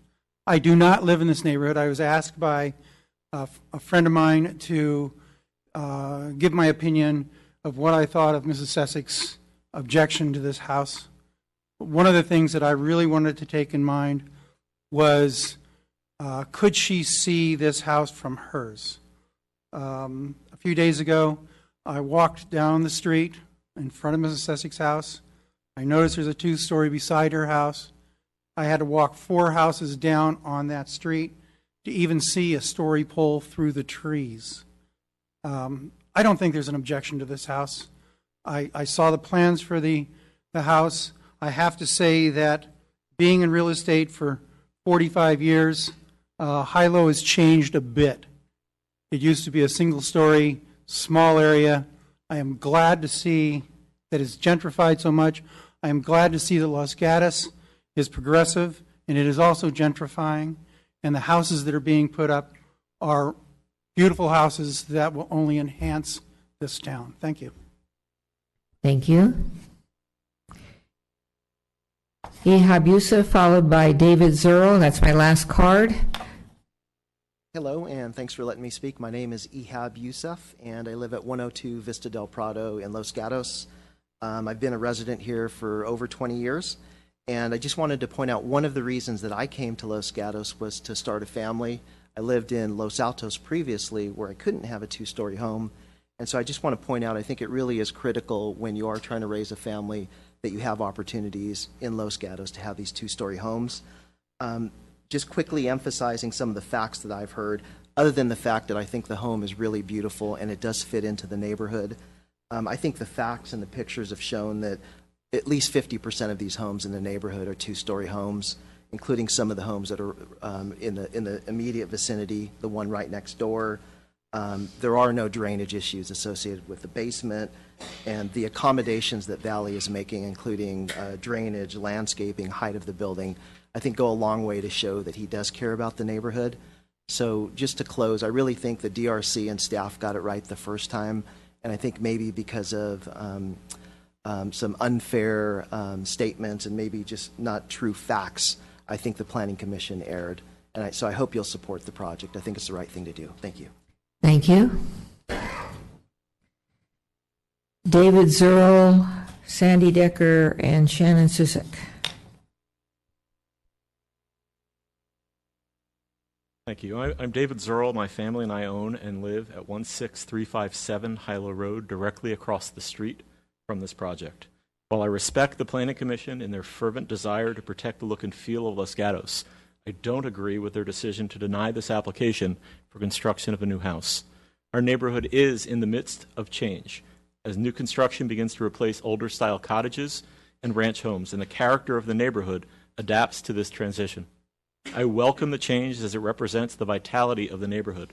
The application, as we've heard, has gone through the town's development review process and was ultimately approved by their development review committee in June.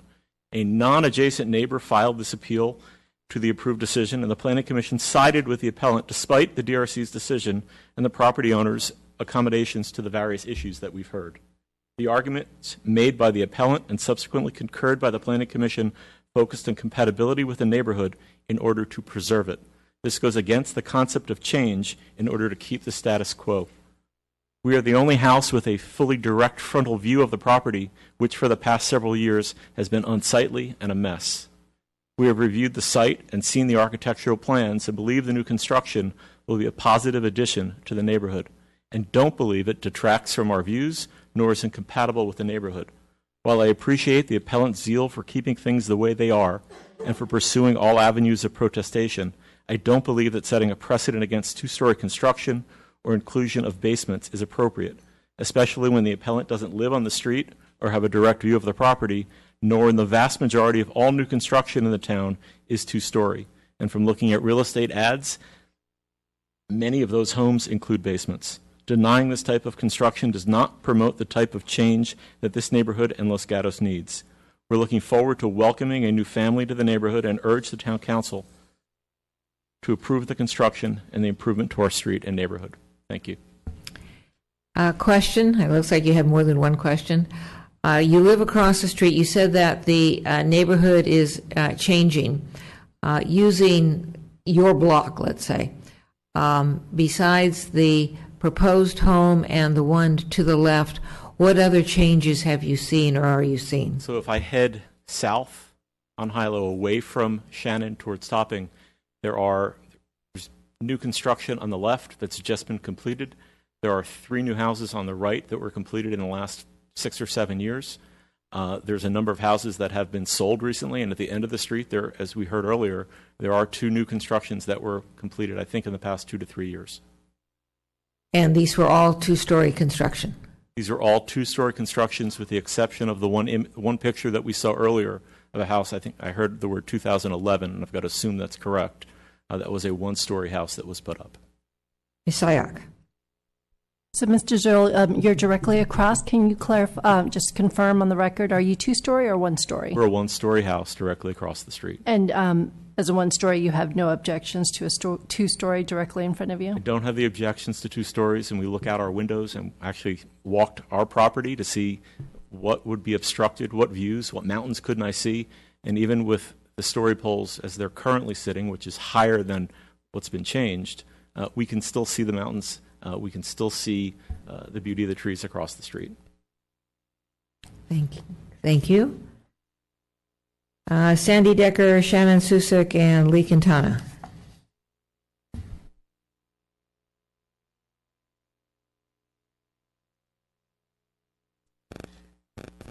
Good evening, Sandy Decker. I'm really surprised after having walked the property a couple of days ago how many 2-story homes have suddenly shot up in those 2 days.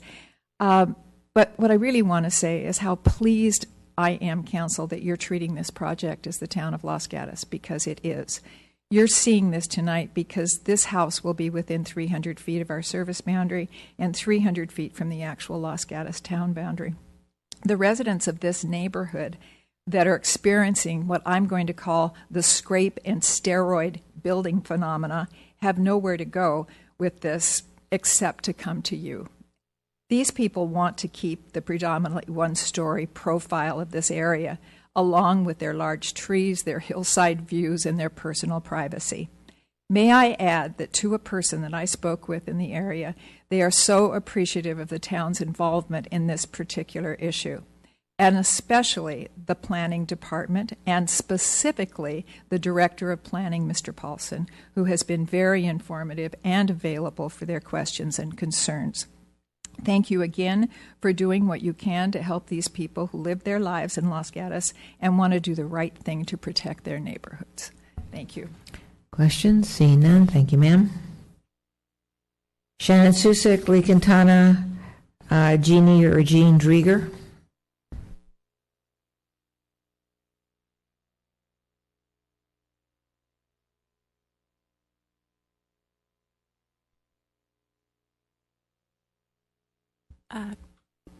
Hello. Good evening, Mayor and Council. Thank you so much for your time. I'm hoping that everyone had time to read the original appeal and the other, the full PowerPoint that's in the desk items, with the supportive guidelines and policies that the Planning Commission used to make their 6-1 decision. I'm also hoping, in consideration of, okay, I'm sorry, I'll continue.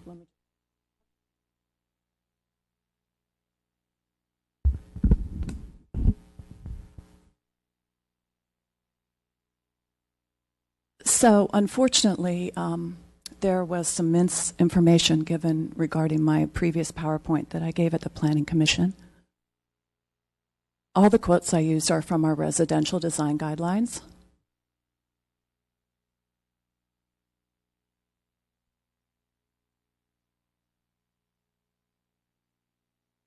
This is Hilo Court. It's in the town of Los Gatos. It is all single-level ranch homes. This is a single-level Craftsman that's 2 doors down from the subject. The 252 rule is what the Planning Commission used to determine that this project did not fit into the immediate neighborhood. All 9 out of 10 are single family. This is another view from the Wagner's bathroom. No views, no privacy, no solar access. These are some single-level homes in the immediate neighborhood. These are all on Hilo. What hasn't been discussed very much tonight so far is the use of the seller to avoid the FAR calculation for this project. So I believe that when the Wagners and other people that are requesting that you uphold the Planning Commission's decision, they are considering that there's going to be almost 2,000 square feet below grade that the developer wants to build. No one has really discussed that. They've just talked about the 2-story. I'm not opposed to 2-story homes. And if anyone had actually asked me or knocked on my door and come in my backyard, they could see that I can see this house from my backyard. How to read your neighborhood. We are not, as residents, supposed to use, or builders, aberrations when analyzing a neighborhood. So including lots of the homes on Shady View and some of the ones on Hilo. This is actually around the corner on Shannon Road. It's not appropriate. This is next door. When I was speaking of views, I was talking about the neighbors' views. Please uphold the Planning Commission's decision. Thank you. Thank you. Questions? Seeing none. Lee Quintana, Jean Drieger, Kim Grounds.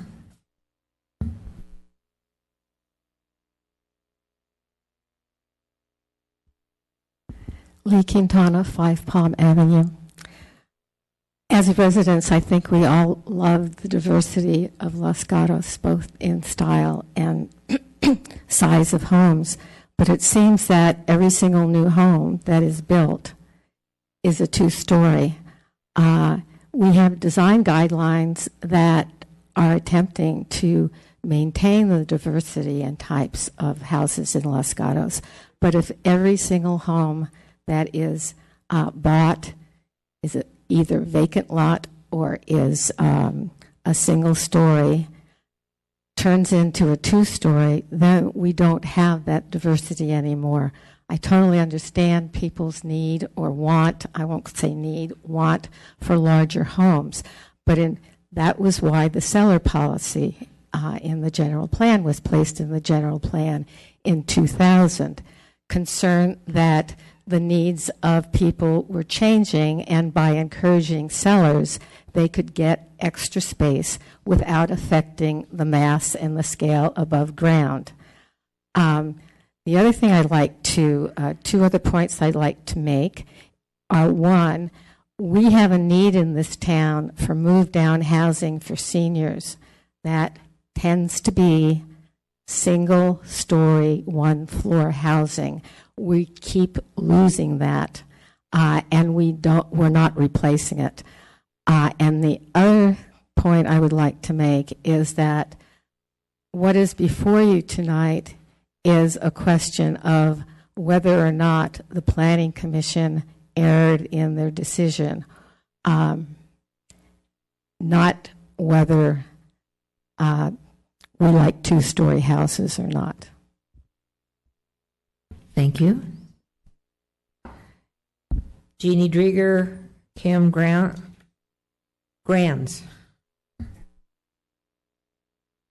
Thank you, Council. I'm Jeannie Drieger. I live behind this property, and I did have concerns about the soil and the breakage of my patio, which is quite nicely reinforced, thank you, and it's new.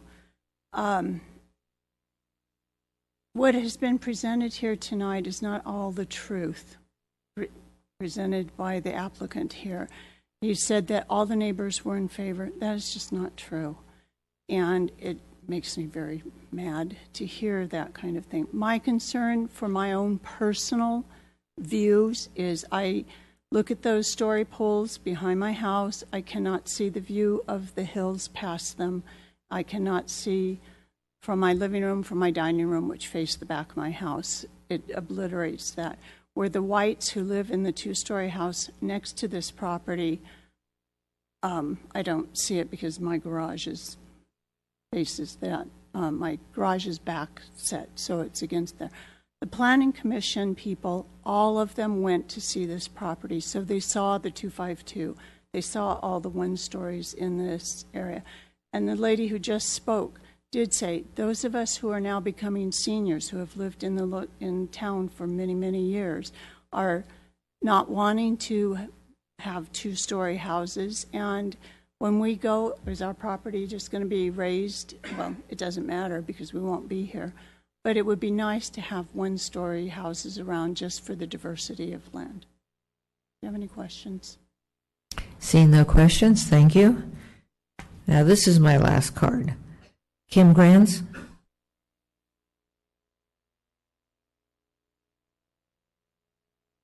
Hi, my name is Kim Grounds, and I actually live in Almond Grove, so I am not close to the house. But first of all, I want to thank the town council for building beautiful homes, helping people build beautiful homes, and improving some of these homes around my area that have been remodeled. They are two-story, and they've really made the aesthetics of the town beautiful. I actually moved to Los Gatos back in 1975, and during the time when George Day was a big builder, if you remember him. And I lived in Monte Sereno, where one-story homes were built, but that was because they had acre lots. Now that the town has become much of a more family-oriented town, and people want to have yards for their kids because, let's face it, kids can't play out in the front yard anymore. They have to play in the backyard. So I welcome two-story homes. I want to also address a concern Mrs. Wagner said about the trees. Los Gatos is known for their trees, and we are a tree town. That's one of the reasons why I moved from when I grew up in Willow Glen. It was more of a city. But actually, the trees are what's are important. So I don't see that there's a reason that I can't build some sort of tree guideline just to hide the house or, anything like that.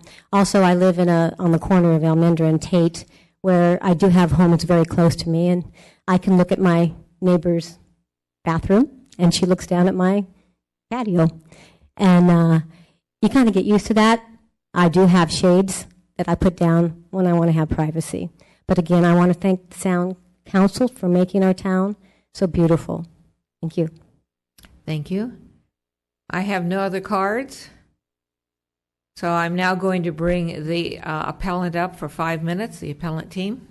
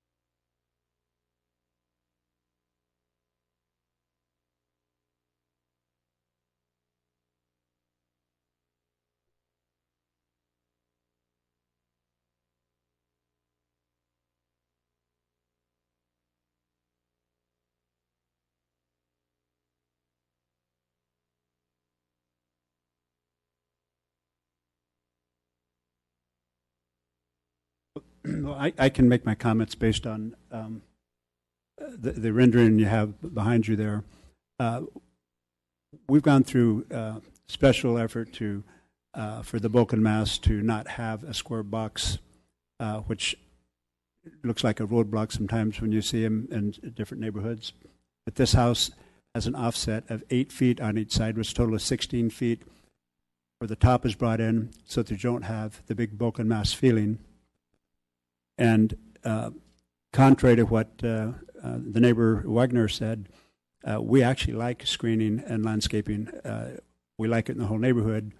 And she says she doesn't think it's going to make a difference. However, as you've seen the house next door, you can't even see the house. They have so much around theirs. So landscape screening does make a difference, and we are, as we show in our drawing, doing that to help the screening of the house itself, because that is the politically correct thing to do, and we want to do that. It makes a difference when you're looking at a two-story home. And one of the pictures that were shown of this house was from her garage and not from the side of the house that actually faces this house. I don't know how that happened, but and the story poles that were articulated that aren't really our story poles don't take in the fact that the house was reduced in height, which it's now lower than the house next to us. But I'm thankful that people came and supported what we have, because I think we have a nice project that will be an asset to our town and to this community, and I look forward to the council seeing it that way. Thank you. Questions? Hold on. A question from Mr. Leonardis. Mr. Harris, there were some concerns raised about the size of the garage, it being 900 square feet. A lot of folks have talked about the size of the home, the two-story home. Nobody's really raised the question about the size of the garage, although there was one speaker that mentioned there was a two-car garage asked by one of the council members. So I just wanted you to comment on why you chose to put, 900 and something square foot garage. It's a 4-car garage. It's a double, 2 deep. Is that what it is? Or yes, it's not 4 cars wide. It's 4 cars deep. So from the front, it looks like a 2-car garage. But you have the ability to put your boat in there, or a recreational vehicle or something of that nature that you wouldn't have in a normal 2-car garage. So are you saying you'll have a taller door to accommodate that, or is it something that it will fit in a normal height of a garage door? Normal height of the garage. All right, thank you. Mm-hmm. Other questions? Seeing none, thank you. I will now close the public testimony portion of our hearing and look to the council for discussion, questions of staff, or motion.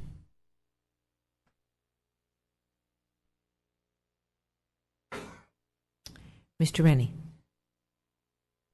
Thank you, Mayor Spector. I have a couple questions for staff. I guess my first one is on the drainage. Do you feel comfortable that they've done a good job with the change in drainage and it's not going to cause any problems? Yes, and this is the same drainage pattern that was in the plans that were reviewed by Planning Commission. And so it still dumps some water on the street. Can the street take that much water?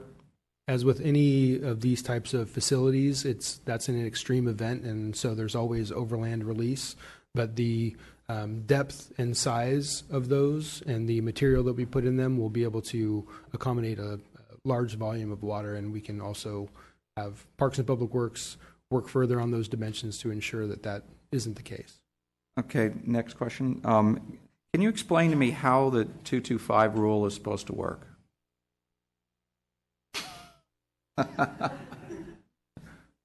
I can. So there is a 225, I'm not sure rule is the appropriate phrase, but there is a 225 item in the residential design guidelines which speaks to what properties constitute the immediate neighborhood.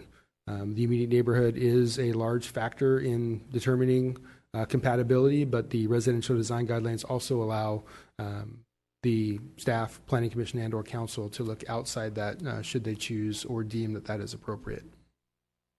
If I could just follow a little more on that. So if I went in the 225 and there were no 2-story houses, I would say probably a 2-story house wouldn't fit. Generally, that's the case, but looking at it, there are a number of ways to design a 2-story house. There are some two-story homes that you can design that hold most of the two-story floor area and roof mass, so they appear as single-story homes from the front. So there are ways to do that, but typically that is something that creates a challenge, and so staff generally forwards those to the Planning Commission. How good a job have they done with this one in that supposedly it's been lowered in height?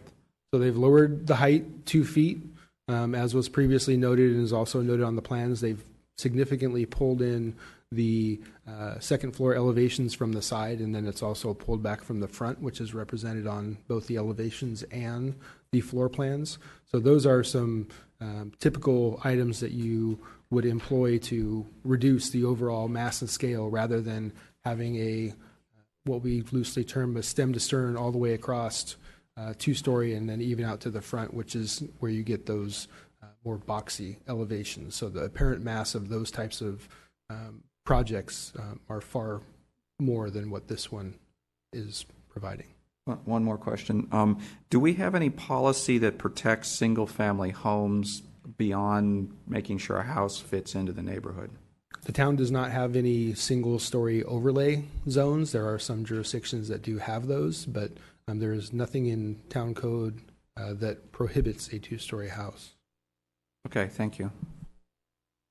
Thank you. Before I go to Ms. Sayak, because I don't want to forget, beginning with Mr. Leonardis, disclosures regarding going to the property or speaking with anybody on the issue. Mr. Leonardis. Thank you, Mayor Spector. I have met with the, I guess it would be the appellant, and I met with Ms. Susick, and I drive down the street every day. I also look at the multiple listing service, and I follow all the real estate trends.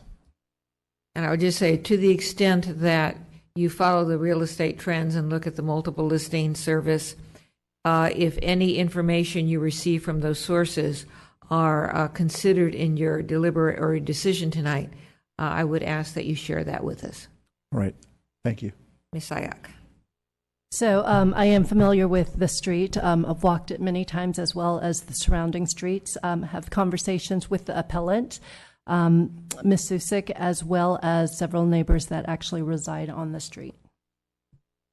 Thank you. I have driven and walked the neighborhood and specifically went back and forth on the street on which the home is proposed. Mr. Rennie. Thank you, Mayor Spector. I did meet with Perry, and I'm forgetting his last name. He was two doors down. Harari. I did meet with him. I wouldn't say I got any information different than what we've seen here tonight. I met with the applicant also one time, and I actually went back and 3 separate times drove that street, and I drove La Chiquinta and Shady View Lane. At 3 separate times, I drove once and looked and thought about it, went back, and then went back again. Neighbors probably think I'm casing the joint. Ms. Jensen. I'm very familiar with the neighborhood with particular respect to this project. I've driven it to look at for this project. I also met with the applicant/appellants and Mr. Hariri. Okay, Ms. Sayak, it was up to you. All right. Okay. We'll skip Ms. Jensen. Yeah, I'm sorry, I can't resist. But as a member of, way back when, the General Planning Committee, I actually worked on these residential design guidelines and walked neighborhoods and was impressed by how eclectic they all are. The residential design guidelines are an 83-page document. On page 11, on one tiny corner, there's a chart, and it has pictures of boxes that are representing houses, and some of them are black and some of them are clear. And it is an illustrative chart. From that tiny chart on page 11, many people say that there is a, quote, 252 rule. I would say there is not a 252 rule, just as there is not a rule of reflectivity in the hillside that's based upon the number on a paint can that comports with that, which we heard happened earlier. So what happens is, unfortunately, things that are lengthy and people spend a lot of time on devolve into a particular tiny little thing that's easy to mathematically or otherwise understand. So there is no 252 rule. There's an illustrative chart that helps you decide how your house fits into the neighborhood or doesn't fit into a neighborhood, because the intent of the guidelines is to give everyone guidance about how you make a house compatible with its neighborhood. One of the ways to look at that is looking at houses next to you and houses in front of you and behind you. And it actually came about for when people were putting up two-story additions to their houses. There was a process whereby you had to go to those neighbors, and if somebody objected, then you went to DRC or the Planning Commission. If they didn't, you got to do it. So that kind of schematic evolved into these residential design guidelines, and everybody walked all these neighborhoods and figured that out. But essentially the rule is you have to fit in. And so the question is, well, if you look at the guidelines, how do you fit in? But there is no 252 rule, at least in my mind. So the question really is, are you compatible? That's my explanation of that quote rule, unquote. Further discussion, motion. Mr. Rennie. Thank you, Mayor Spector.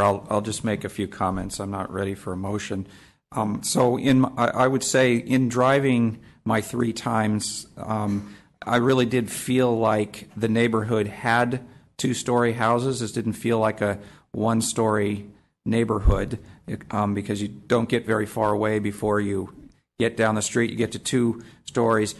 But even in front of this house, I could see the 2-story houses behind on the other street. So I didn't, it doesn't, and there's a 2-story next door. So, so I also looked at the size, and a lot of these 2 stories are not small 2 stories. I don't think this house is out of proportion with the other 2 stories that I'm seeing in the neighborhood.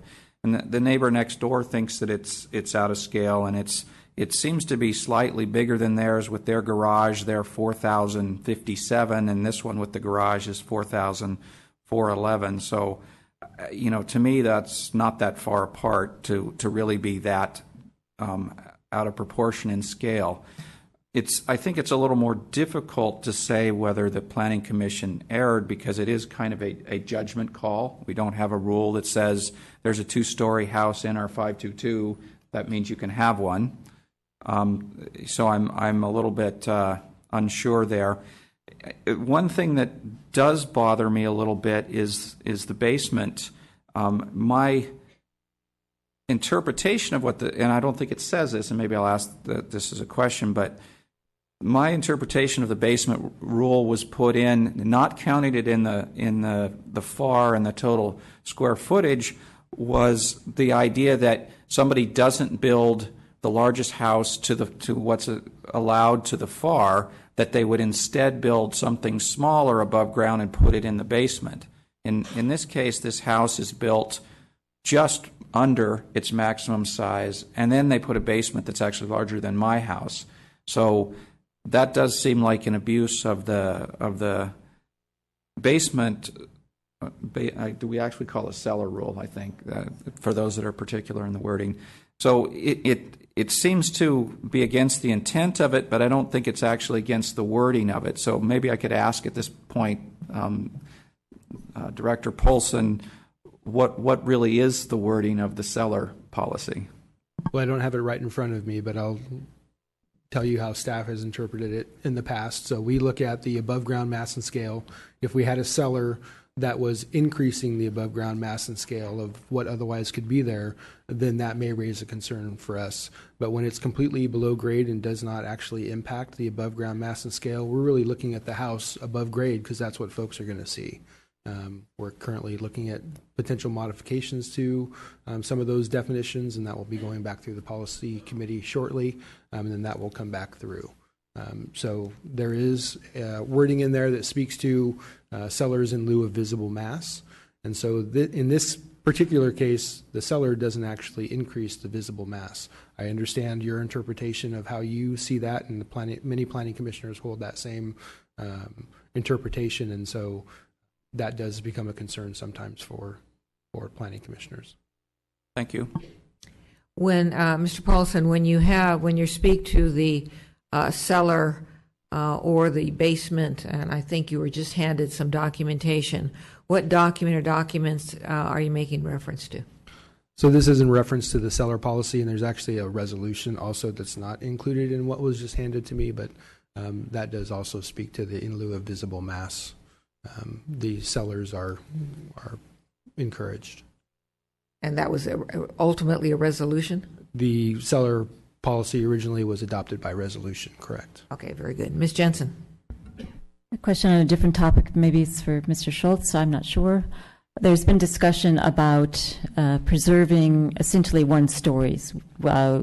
We got an answer that some communities do have a special overlay zone, I suppose, for one stories. We don't have that here.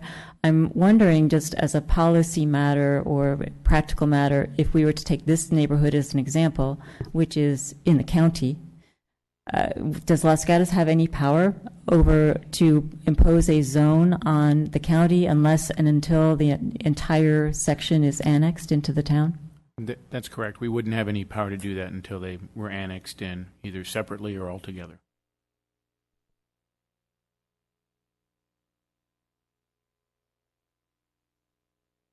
Vice Mayor? Okay, I'll share some comments and then I'll see if I can craft a motion. A couple, just in general, this is an appeal of a planning commission denial. And for us to review it, there are 3 areas that we need to look. We need to look at whether or not the planning commission made an error. There was testimony that they had because of the 252 guideline. And so let me speak to that real quick. There was a lot of discussion on the planning commission about whether or not 2-story was allowed. There was a lot of discussion of which houses do you incorporate it. Because this is a pocket that includes both county and town, this is one of those messy cases where you really do have to look at on an individual basis. I think we've had many homes in this area, Englewood, Shady View, Hilo, that have had these ambiguity and that have come to council because of that. I don't think it's correct to ignore the house on the left that is a 2-story. Whether or not it was county, whether or not it's shaded behind landscaping, it's there. And you include that in your determination of what your neighborhood is. You look at the street itself. I think for me, what's the most compelling is Hilo is a heavily used street. And that is, I think there is merit to the fact that people want to have a backyard so that their children are safe. We've had several cases before us prior to tonight, not specific to this home, but about Hilo and just the heavy usage of car traffic. And so I think that's a factor that wasn't necessarily discussed when the Planning Commission looked at this, but I think is also a factor that has to be weighed when looking at this home. I understand the appeal. I understand the reasoning behind wanting to look at preserving some 1-story homes, looking at preserving of scale and harmony. But I look at this street and I don't necessarily see that it's, for example, a Surrey Farms, where you walk in and immediately it's all 1-story ranch homes. I see a transitional neighborhood. The fact that it's county, sure, it plays heavily into it, but it's something that we can't ignore. So I'm, grappling with, is it a policy issue? The third issue that we look at when we look at the Planning Commission, is it error abuse? I'm still not sure on what basis to look at this appeal, but I do think the fact that this home is 26 feet, the home next to it is taller, the home next to it is 3,500 square foot. This is similar. Sure, it's a 4-car garage, not 2. But if you look at numerically, there are reasons that you can say objectively it matches the neighborhood. And then you get into the subjective of whether or not the 2-story, the architecture fits in. And I think we've heard testimony tonight. The applicant has tried. Landscaping is going to be included. I think those are other mitigating factors that we need to look at to see if the neighbors have tried to come to resolution. So at this time, I'm in favor of approving the project. I look to my fellow council members on what basis, though, do we look at it considering it's an appeal? Further discussion? Ms. Jensen. I'll just throw in that we can only look at, when we're looking something at an appeal, we can look at three things. One, was there error or abuse of the Planning Commission in making its decision? Two, is there new information that was not readily available at the time of the meeting? That's not the case here. So I don't think there's any question about that. Error or abuse can tend to be, as the Vice Mayor pointed out, a subjective determination unless somebody's got something completely wrong. Oftentimes it devolves into, well, it must be error because you didn't do what I wanted, which isn't the same as an error. It's just a disagreement. The third thing is that there is an issue or policy over which the Commission did not have discretion to modify or address, but which is vested in the Council for modification or decision. And so I would respond to the Vice Mayor that perhaps it's a combination of not an error or abuse of discretion so much because that's subjective as to whether or not it fits in, and that's why we have an 83-page document for you to be able to decide whether something fits into the neighborhood or not, and certainly different people have different ideas. But it's definitely a question of, to my mind, policy, because we've gotten these appeals in unincorporated county areas where we're annexing property, and the question is, how do you assess it? Do you look at it as though it is a part of the town and apply the town rules? Or do you look at it as, well, before everything was getting annexed, something was built that's a lot bigger? Do you look at it as Commissioner O'Donnell was kind of looking at it as, gee, I would like to have one-story neighborhoods in a county pocket? As Mr. Schultz said, we can't do that because we can't impose our own zone on the county unless everything is annexed. So to me, it's sort of a combination issue of a policy issue that the council has to tackle with respect to how do we evaluate these things, and do we want to change the residential guidelines so that we don't have people standing up and saying it's a 252 rule when it's not, or how do we look at it, because we don't want to create a blanket rule that says no 2 stories or all 1 stories or this house is this or this house is that. So we are exercising discretion, and the point is that we need to exercise that fairly.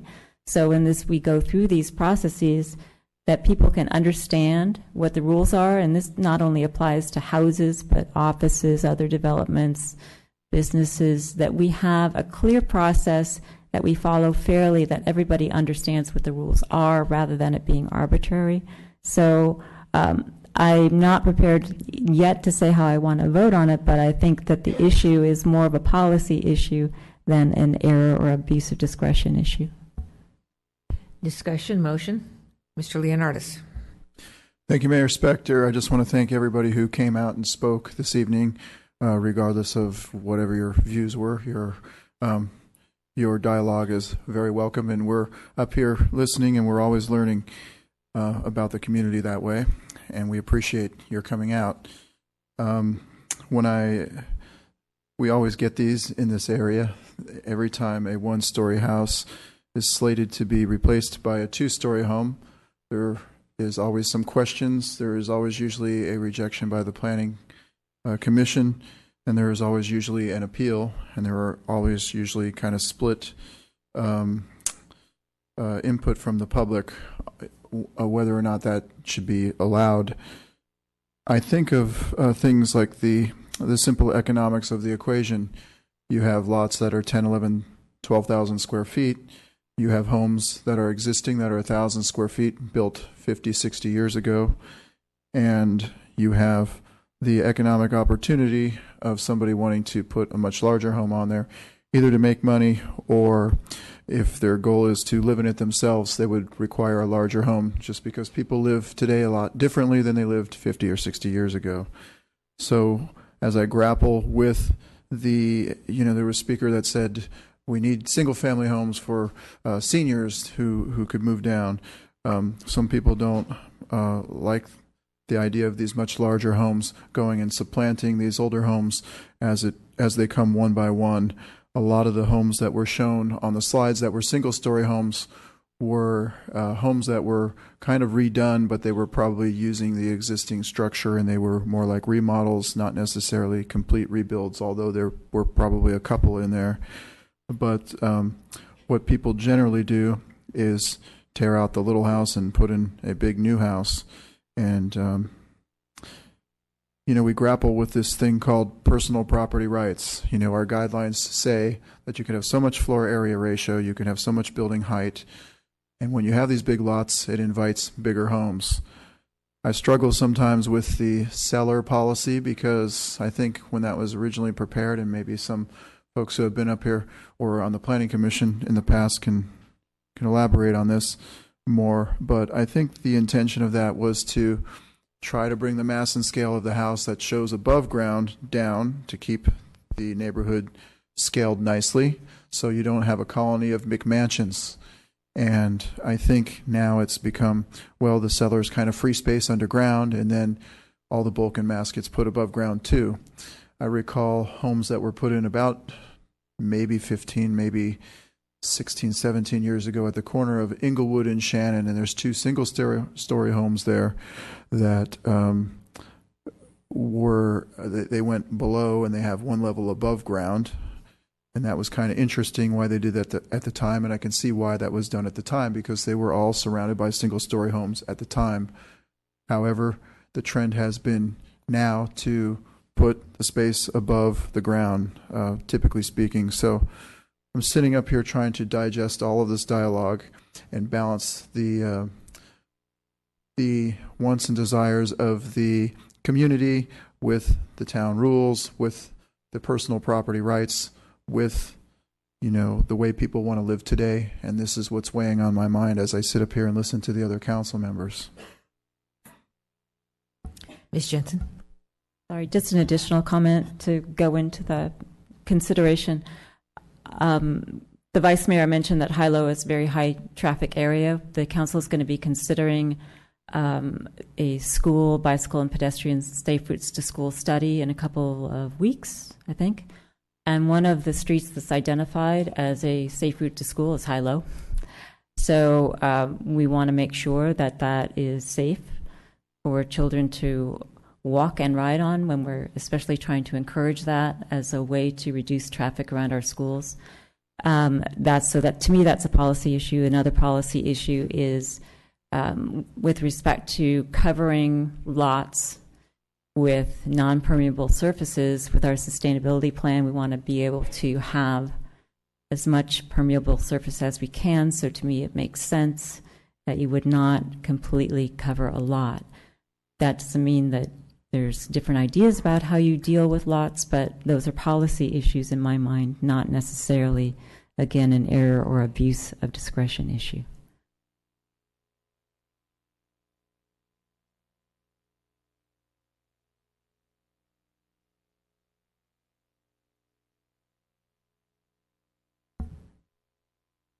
We've become a very quiet council. This is our new mode. Mr. Leonardis? We have a 5-minute break.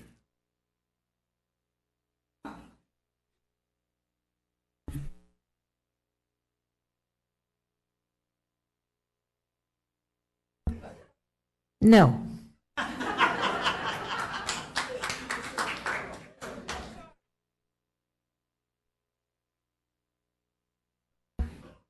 Discussion, motion, questions.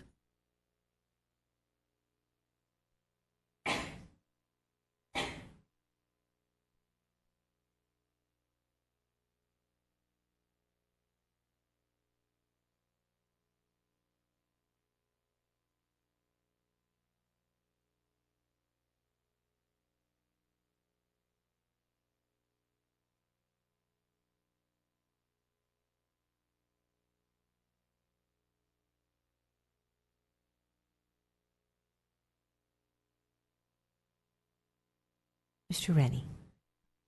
Thank you, Mayor Spector. I'm been trying to figure out how to make a motion on this, and I'm not sure it's going to be very good, but I'll try to make a motion. So I'll make the motion that we grant the appeal of the Planning Commission decision based on the fact that the policy around the county neighborhoods is not clear. There was some discussion to Planning Commission about creeping 2 stories, and I don't think we have a policy set on that. And I also like the idea that there is not yet a clear policy about reducing non-permeable surfaces. I think it was mentioned by a couple neighbors, the idea that you get more yard if you go 2 stories. The house next to this one was basically the same size but single story, so it's covered a lot of the yard, which does make for water runoff problems. So it's not yet a policy, but I would include that in the motion. All right, so I understand your motion to be to grant the appeal for the reasons stated. Do we have a second? Ms. Sayak. I'm going to second the motion for the reasons that I had stated earlier. And also want to include that if the maker of the motion will agree to it, that the applicant had, during the presentation, mentioned changes that they would like to make since the Planning Commission viewed it, which is to keep the 2 trees in the yard. That will further help with the screening. That the changes that in the DRC that were going to mitigate the neighbors' concerns will be retained, and that the raising of the windowsill to add to the neighbor's privacy will also be included. We have a motion. We don't have a second yet. Mr. Rennie? I agree to the changes. Ms. Sayak? I will second the motion. I have a motion and a second. I'm going to suggest to the Vice Mayor, is what you, quote unquote, what you said before, a basis for one of the bases that you're going to support the motion, or is it something that you anticipate would be included in the motion? It's the basis for which I support the motion. All right, fine. Further discussion? All right, I'm not going to be supporting the motion. As was stated before, the council must start step number 1 with our town code 2920.030 because this is an appeal. So we have to find something under our ordinance that says that the Planning Commission that there was something in that code section that the Planning Commission did wrong. This comes to us with a 6-1 vote from the Planning Commission, so this was not something that was casually sent up to us as a denial. And I don't think that there was an error or abuse of discretion on the part of the Planning Commission. I disagree with what was said because we do have new information. The applicant actually did provide new information regarding the trees and the drainage and obscuring the windows on the Wagner side. But I don't believe that is sufficient to warrant the new information on the appeal. And with regard to an issue or policy, I do not believe there was an issue or policy either. I do understand that there has been discussion by this council on the design guidelines being a policy or the 252 being a policy, but that was not a policy over which the Planning Commission did or did not have discretion because they could have gone any way they wanted on that. Bottom line, all that blabbering, I don't find any basis under our ordinance to grant an appeal. Having said that, I also was one of those people who walked all over Los Gatos working on the design guidelines. And I also was the person, one of the people, certainly not the person, who I actually remember the day that we talked about the 252. It was very hard getting to it, and it was very important. And we were doing it for one reason, and the one reason is to give guidance to the decision makers when we have a different type of home coming into a neighborhood. The seller policy was, as I think Mr. Leonardis said, the seller policy was there so that we would put, so if people wanted more square footage, if you put some beneath the ground, then you could reduce the mass above the ground. I am, like I said before, I am influenced a lot by the fact that this came up to us as a 6-1 vote.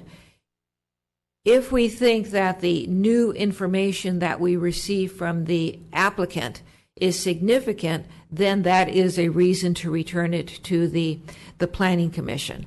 I don't think it is enough, but it might be, and so that could be a reason to send it back to the Planning Commission.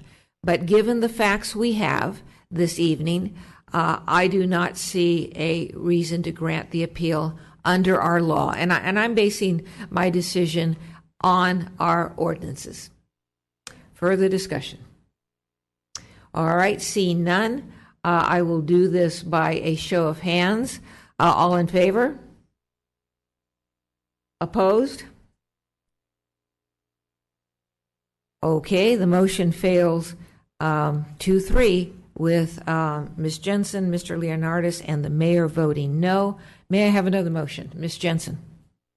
Okay, I'll try a different motion. My motion would be to grant the appeal, but remand the matter to the Planning Commission pursuant to the resolution that's in alternative attachment 6 to formalize those issues that have been raised by the applicant that they'll do, i.e. retain the trees, do the screening on the windows, assure that the drainage is correct, and consider reducing the size of the cellar and reducing the size of the garage. I'm looking at the changes that the applicant or appellant considered. We have not removing the trees, adding the trees, drainage, obscuring the windows on the Wagner side, and ask the maker of the motion, are all of those items included in this motion? Yes, and it's specifically not including any direction with respect to any screening, landscaping. All right, then I'm going to second the motion. Discussion. Mr. Leonardis.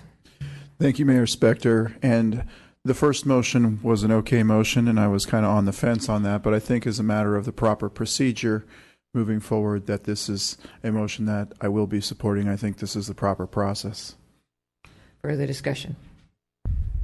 Seeing none, we have a motion on the table. This is basically to send this back to the Planning Commission for the reasons specified in the motion. By a show of hands, all in favor? Aye. By hands, sorry. Okay. Wasn't the only one. The other hand. All right. The motion passes 5-0. And at this point, we have nothing from staff. We have 2 more agenda items. We're going to take a 5-minute break.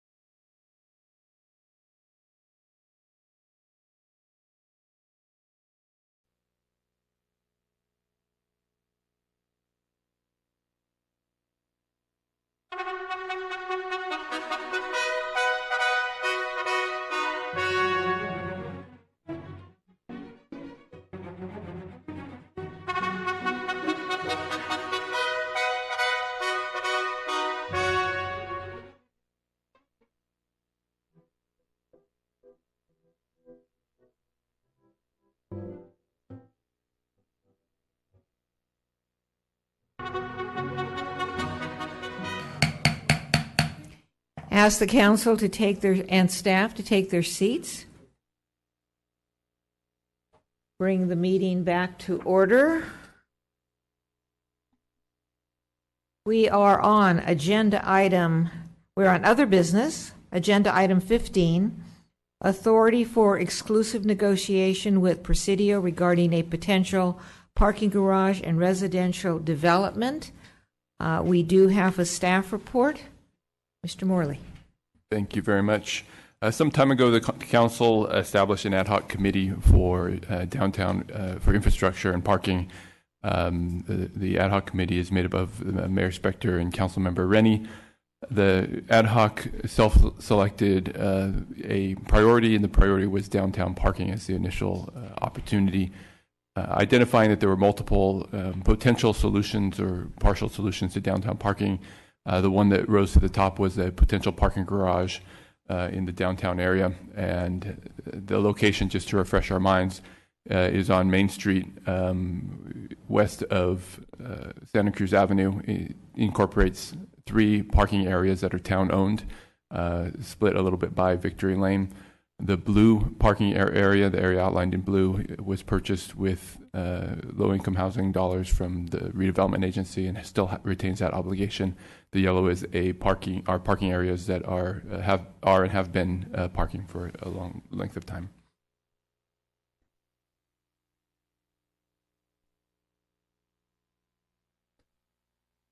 Subsequently, the town issued an RFI to identify interest from developers. And we received 2 proposals, one from Swenson Builders and one from Presidio Development. Over time, we worked through those proposals to try and identify what would be a potential parking garage and what would balance it to meet the below market housing requirements on the RDA purchase lot. The original or previous stage that we brought to council earlier this year included 248 parking spaces, 34 residential units, 6 of which were BMP, some commercial, and potential revenue to the town ultimately from this potential opportunity. And the council provided some input to this initial stage.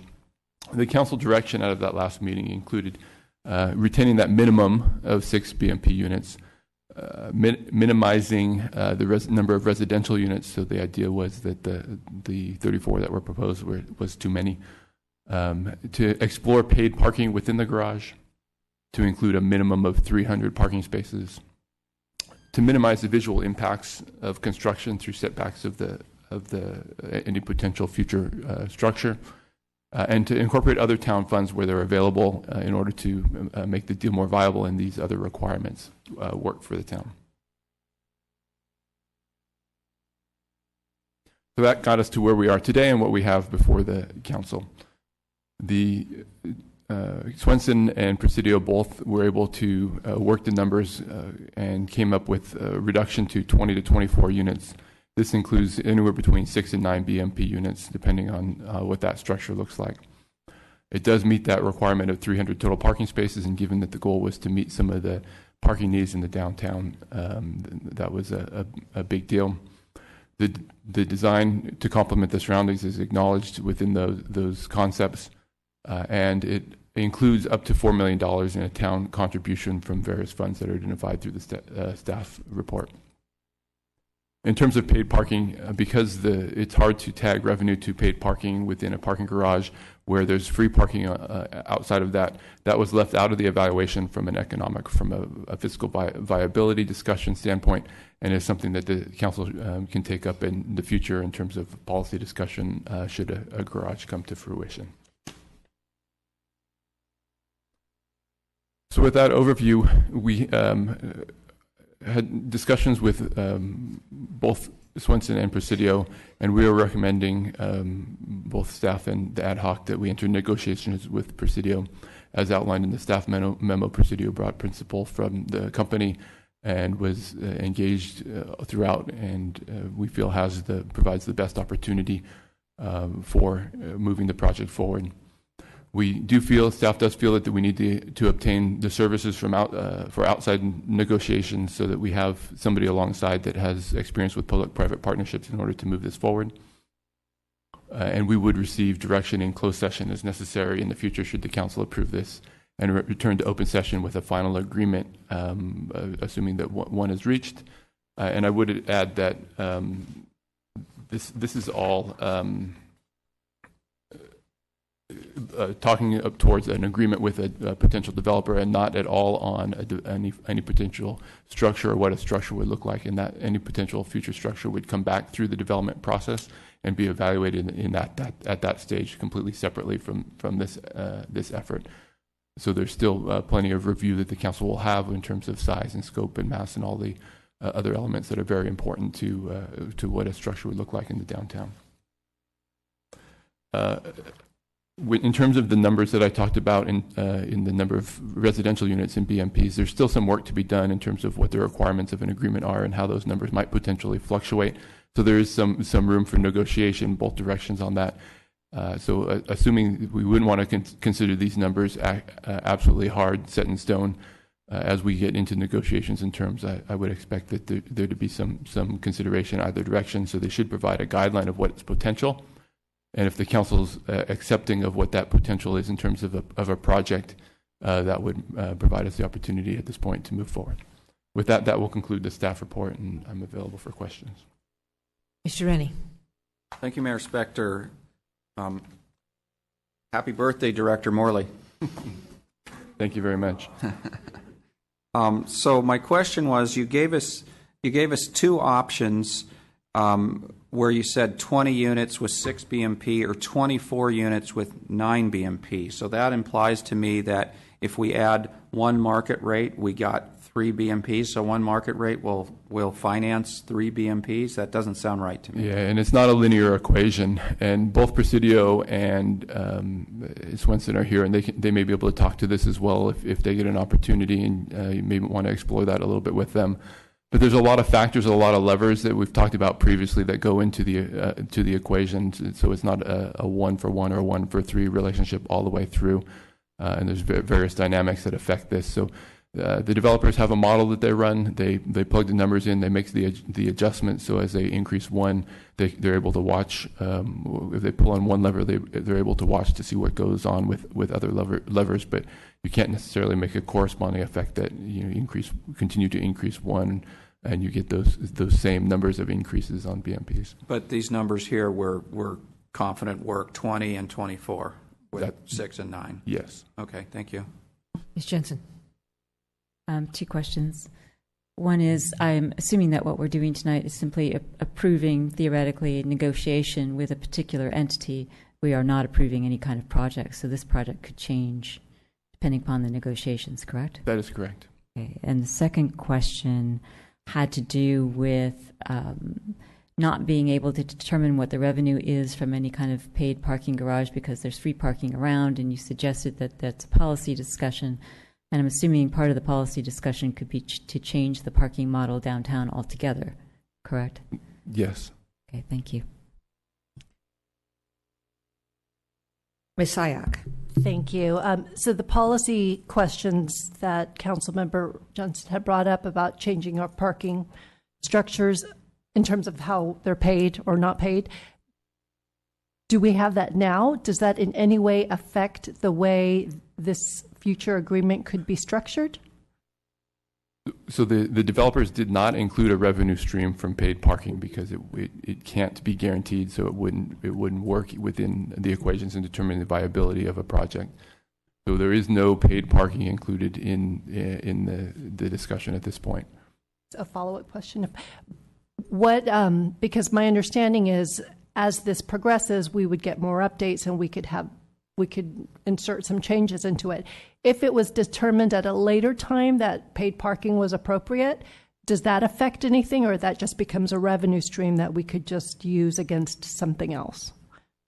The latter. I would not anticipate that we could solidify enough whether people are going to choose to park in a garage and pay for it or park on a street for free, with enough certainty to be able to include it into a deal. So that would be something that would be a revenue stream to the town in the future. At a later. Okay, thank you. Mr. Leonardis. Thank you, Mayor Spector. Mr. Morley, the parking spaces being a total of 300, is that inclusive of the parking that the residents would require? It is inclusive. That's a total number of 300. Okay, I just wanted to clarify that. And was there any consideration given to possibly stacking parking? For instance, I've seen some garages with lifts in order to add more spaces per configuration. Yeah, that was discussed along the way and part of the conversation. I think it's probably a little further down the line in terms of the design of the structure and what that looks like before a final determination of what methodology might take place in terms of stacked parking, such as you discussed. So that's still an option that is open at this point? It is potentially an option. It's a costly option, but an option nonetheless. Thank you. Other questions? Seeing none, I only have one card. So, Mark Conroy.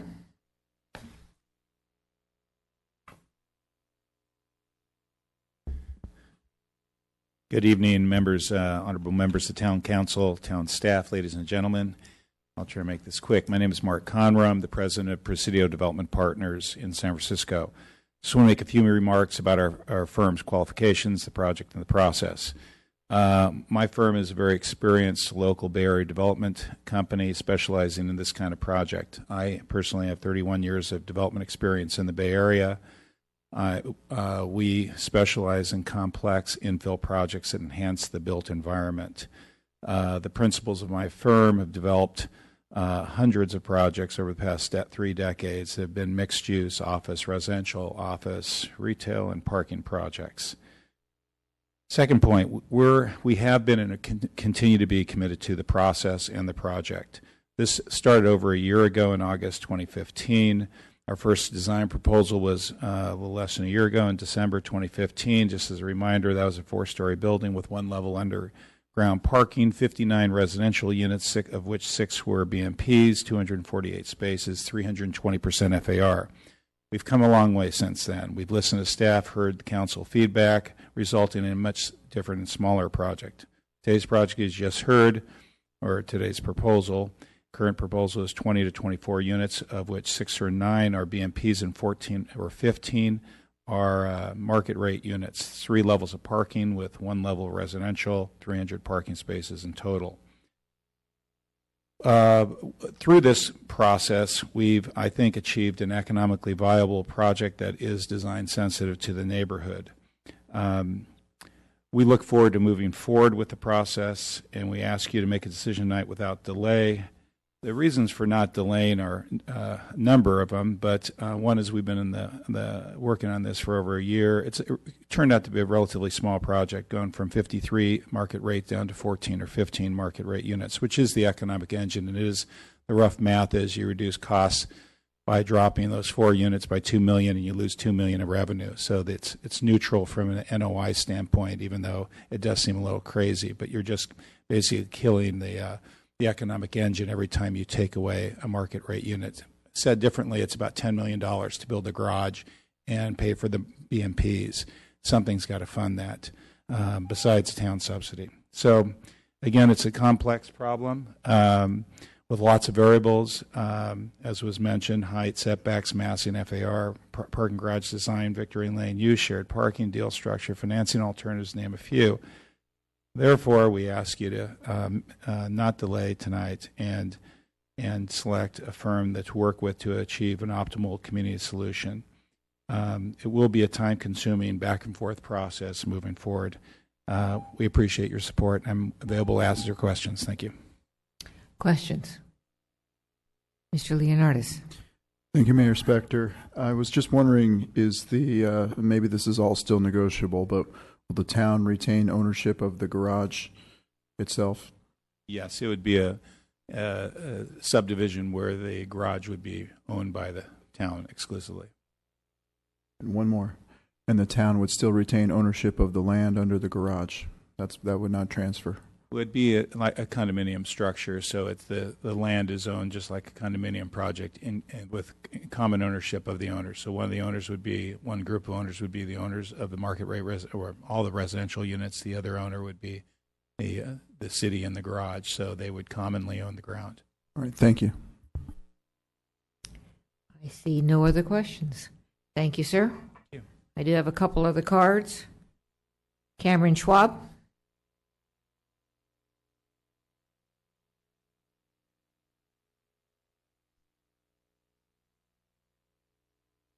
Council, town staff, thank you for having me. Appreciate it. I represent Barry Swenson Builder, the other application that we've been working through this process the past year or so. And I agree with everything that's been stated and have the utmost respect for all groups involved. My one request would be, I guess this is also partially a question, why Swenson was excluded at this point.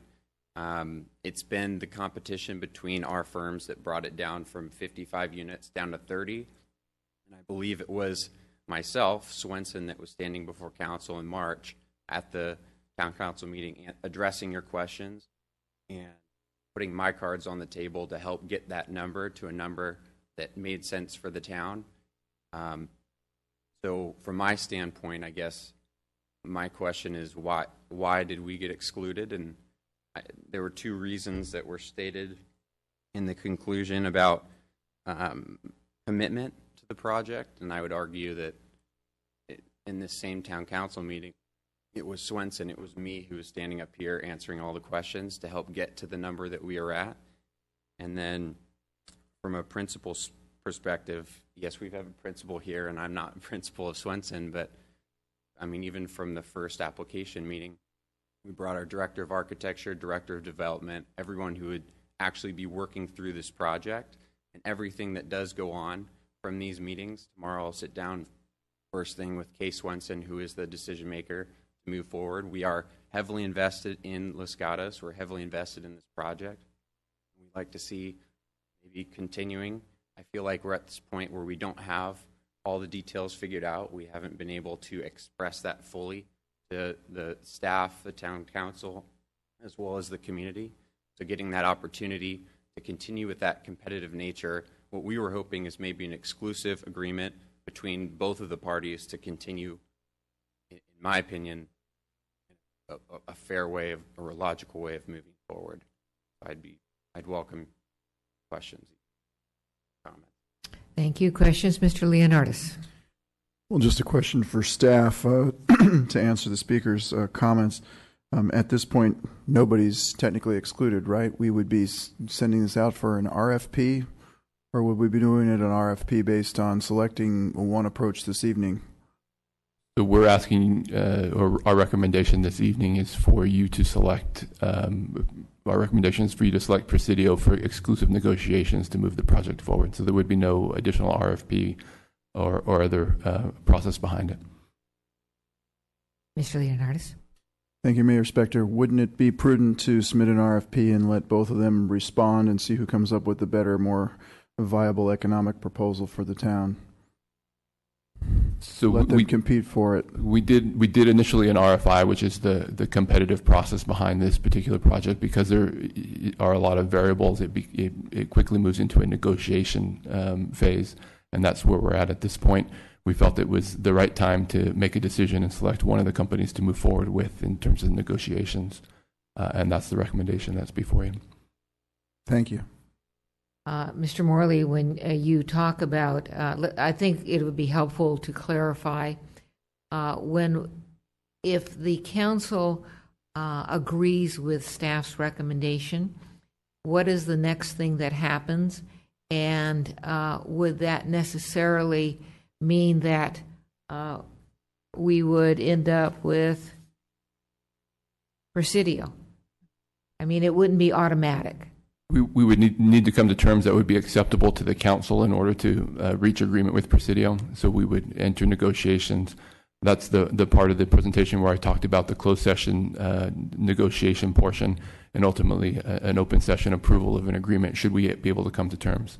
That's making that assumption that we can come to terms that are acceptable to the council. All right, so before we go on to other questions, do we have any other questions of the speaker who's standing there? Seeing none, thank you, sir. Thank you. And I have one other card. Angelia Dorner? All right, anybody else want to address us from the public? I have no other cards. Seeing none, I'm going to close the public testimony portion of this hearing and look to the council for questions, motion, discussion. Ms. Jensen.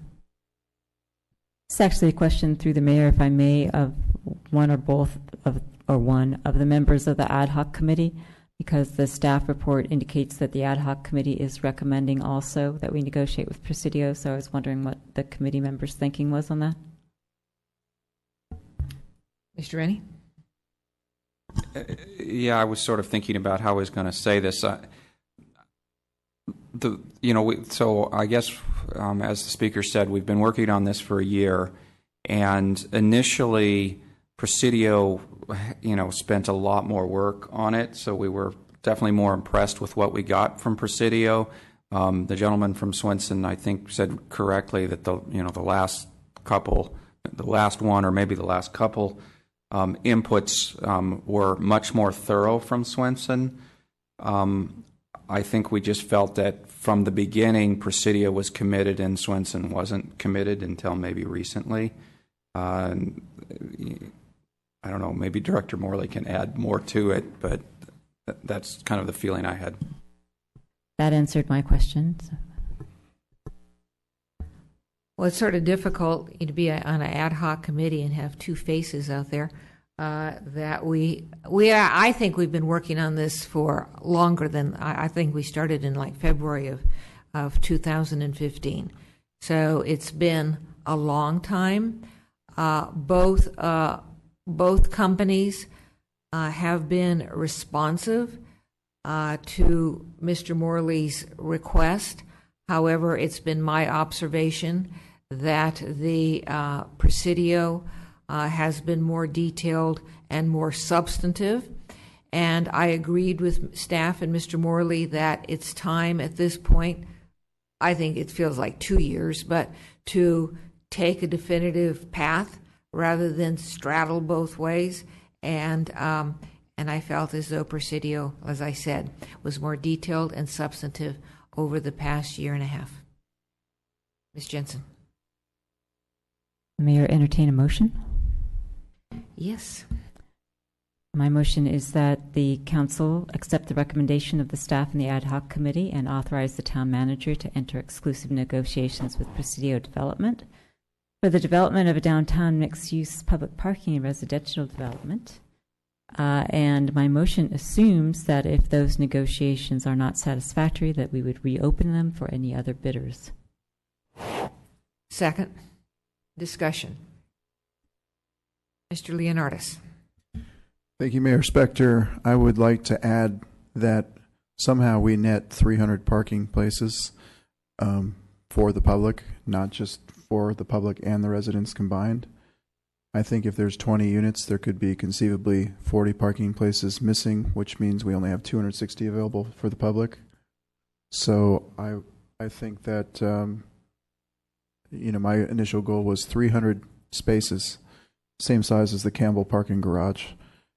And I would like to know if the maker of the motion would consider that, as well as the seconder. So as the maker of the motion, I appreciate the councilman's concern. I think that happens later during the course of the negotiation. So I think that my motion is very limited to saying that we would accept the recommendation to enter exclusive negotiations with Presidio.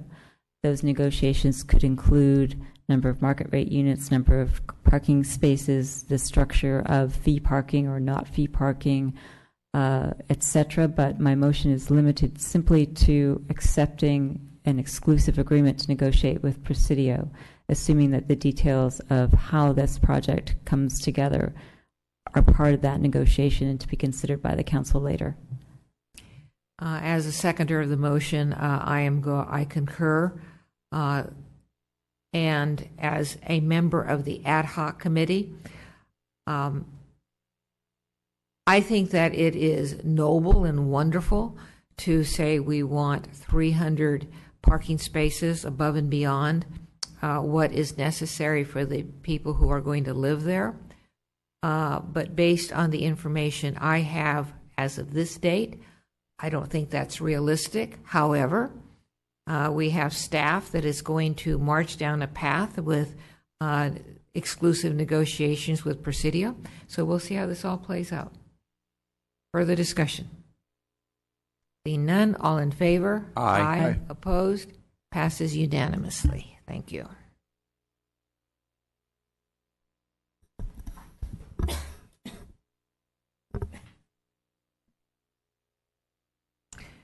We are on agenda item 16, other business.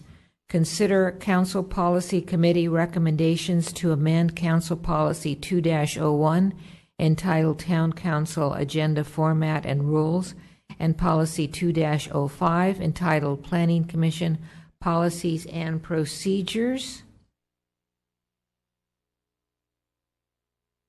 Staff report. Good evening, Mayor and Council. I'll be brief with the hour and this being your last agenda item.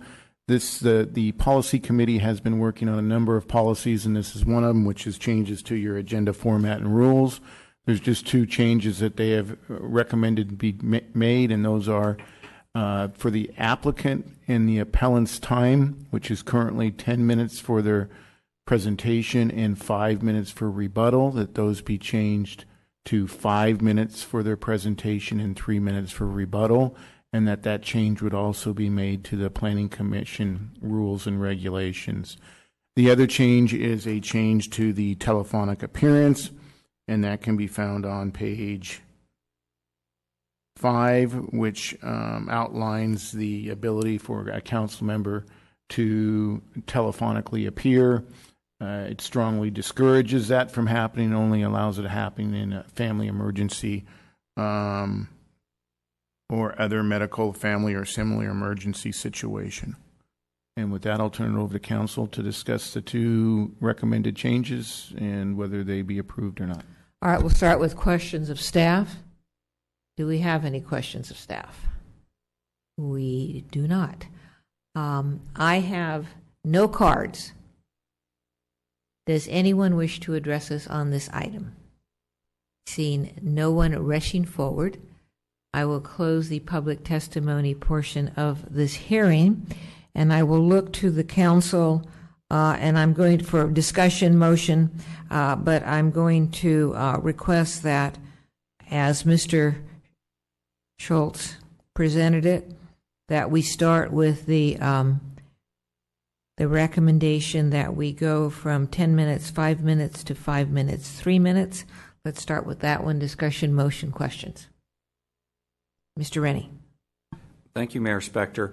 I'm a little bit worried about that, and I'm the one that asked the question that got our desk item that talked about what are other cities doing.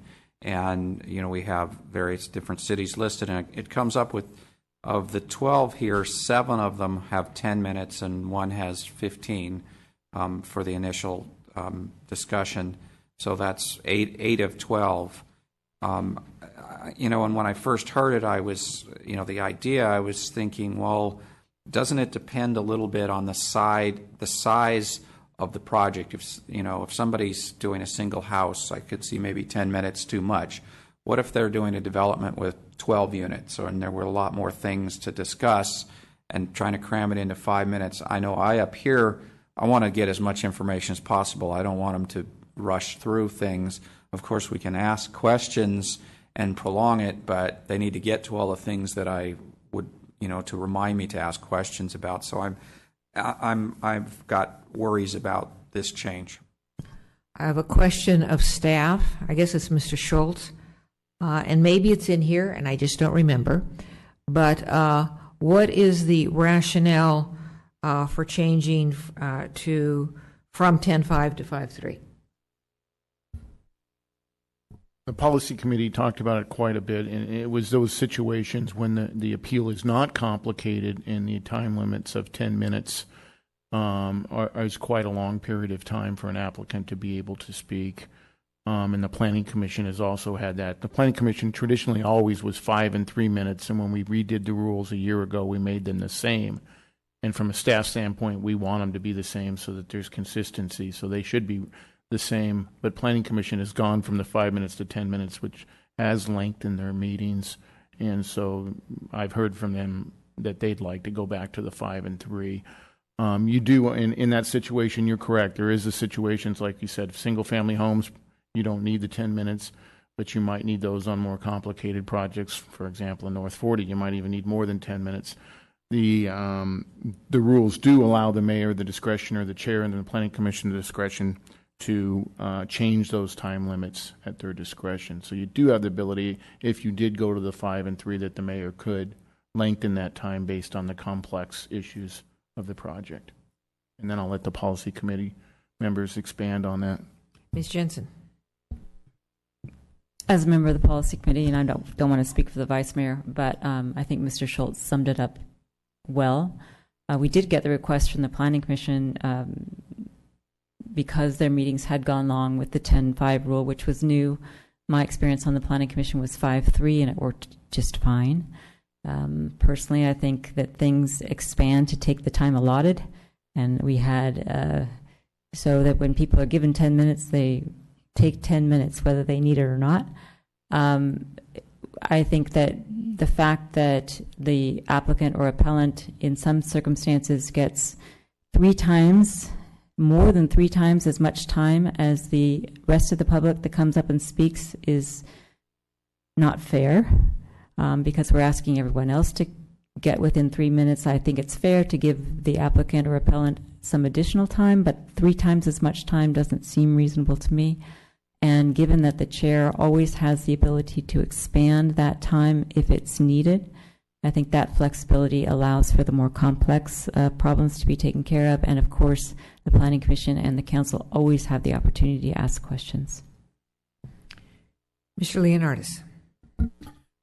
Not to confuse the issue, but did the policy committee consider allowing like commercial developments to have 10 minutes and maybe private residential houses and things like that to have 5 minutes? No. No splits. Okay. Further discussion? Well, thoughts. I have, as a council member and as at times a chair or mayor of the council, I have never had a problem with the 10 minutes, 5 minutes. I've never seen that as something that made the council meeting, excuse me, council meetings go too long. There are applicants who use the full time. There are actually some who do not. I don't feel as though the council should be guided or by what the Planning Commission may want or not want to do. And as far as the chair expanding, that I think you get into real problems with that, because then first of all, you have this one person, the chair or the mayor, making the call, and people don't know what that call is going to be.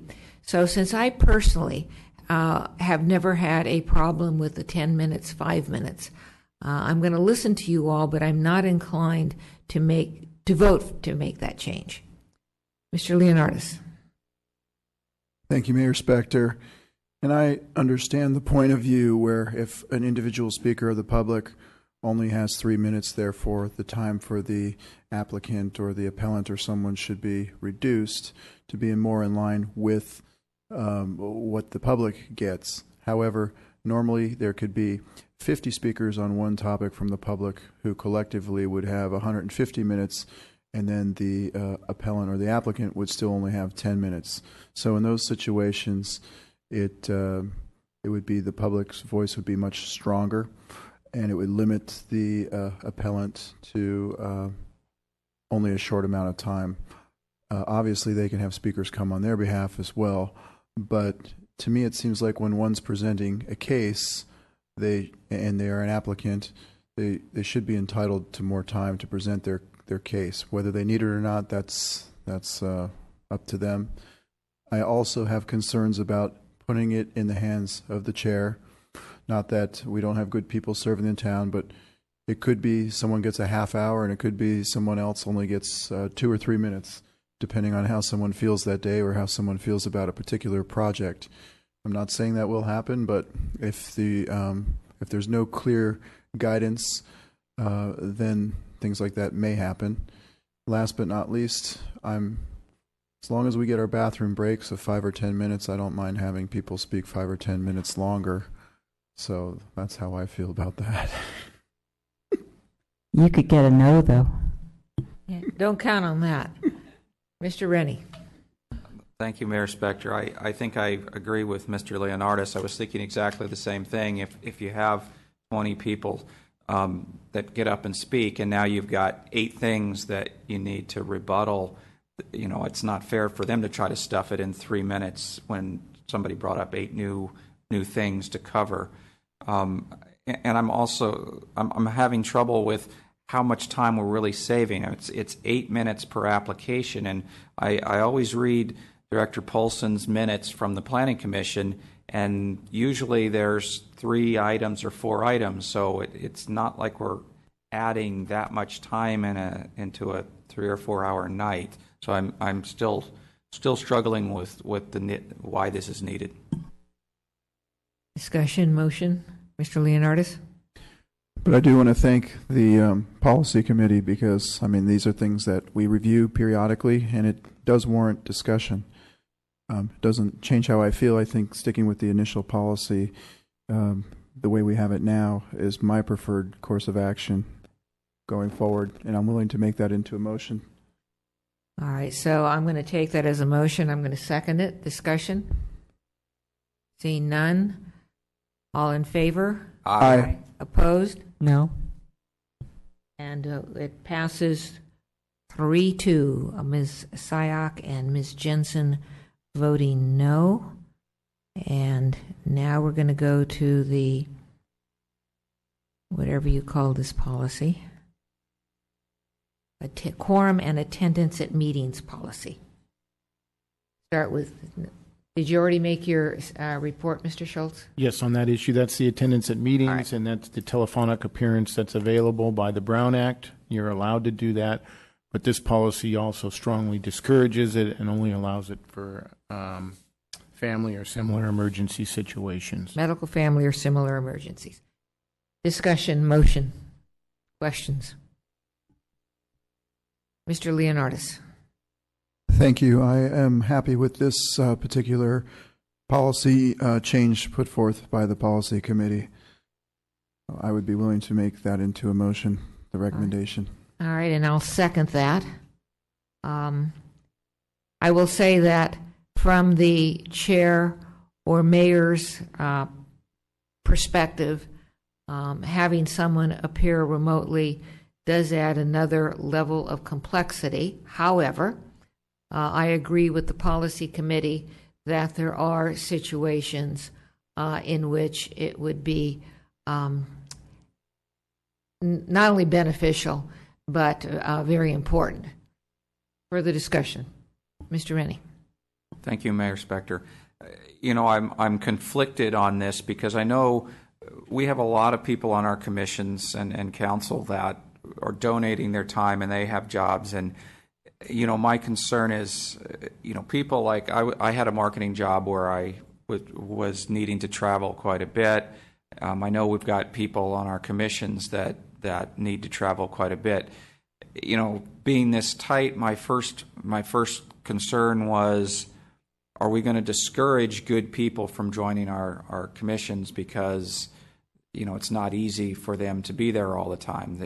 The alternative is, well, okay, they miss several commission meetings during the year, which isn't good either. On the flip side, I also realize that if we start doing it, can be abused also, where people are always calling in.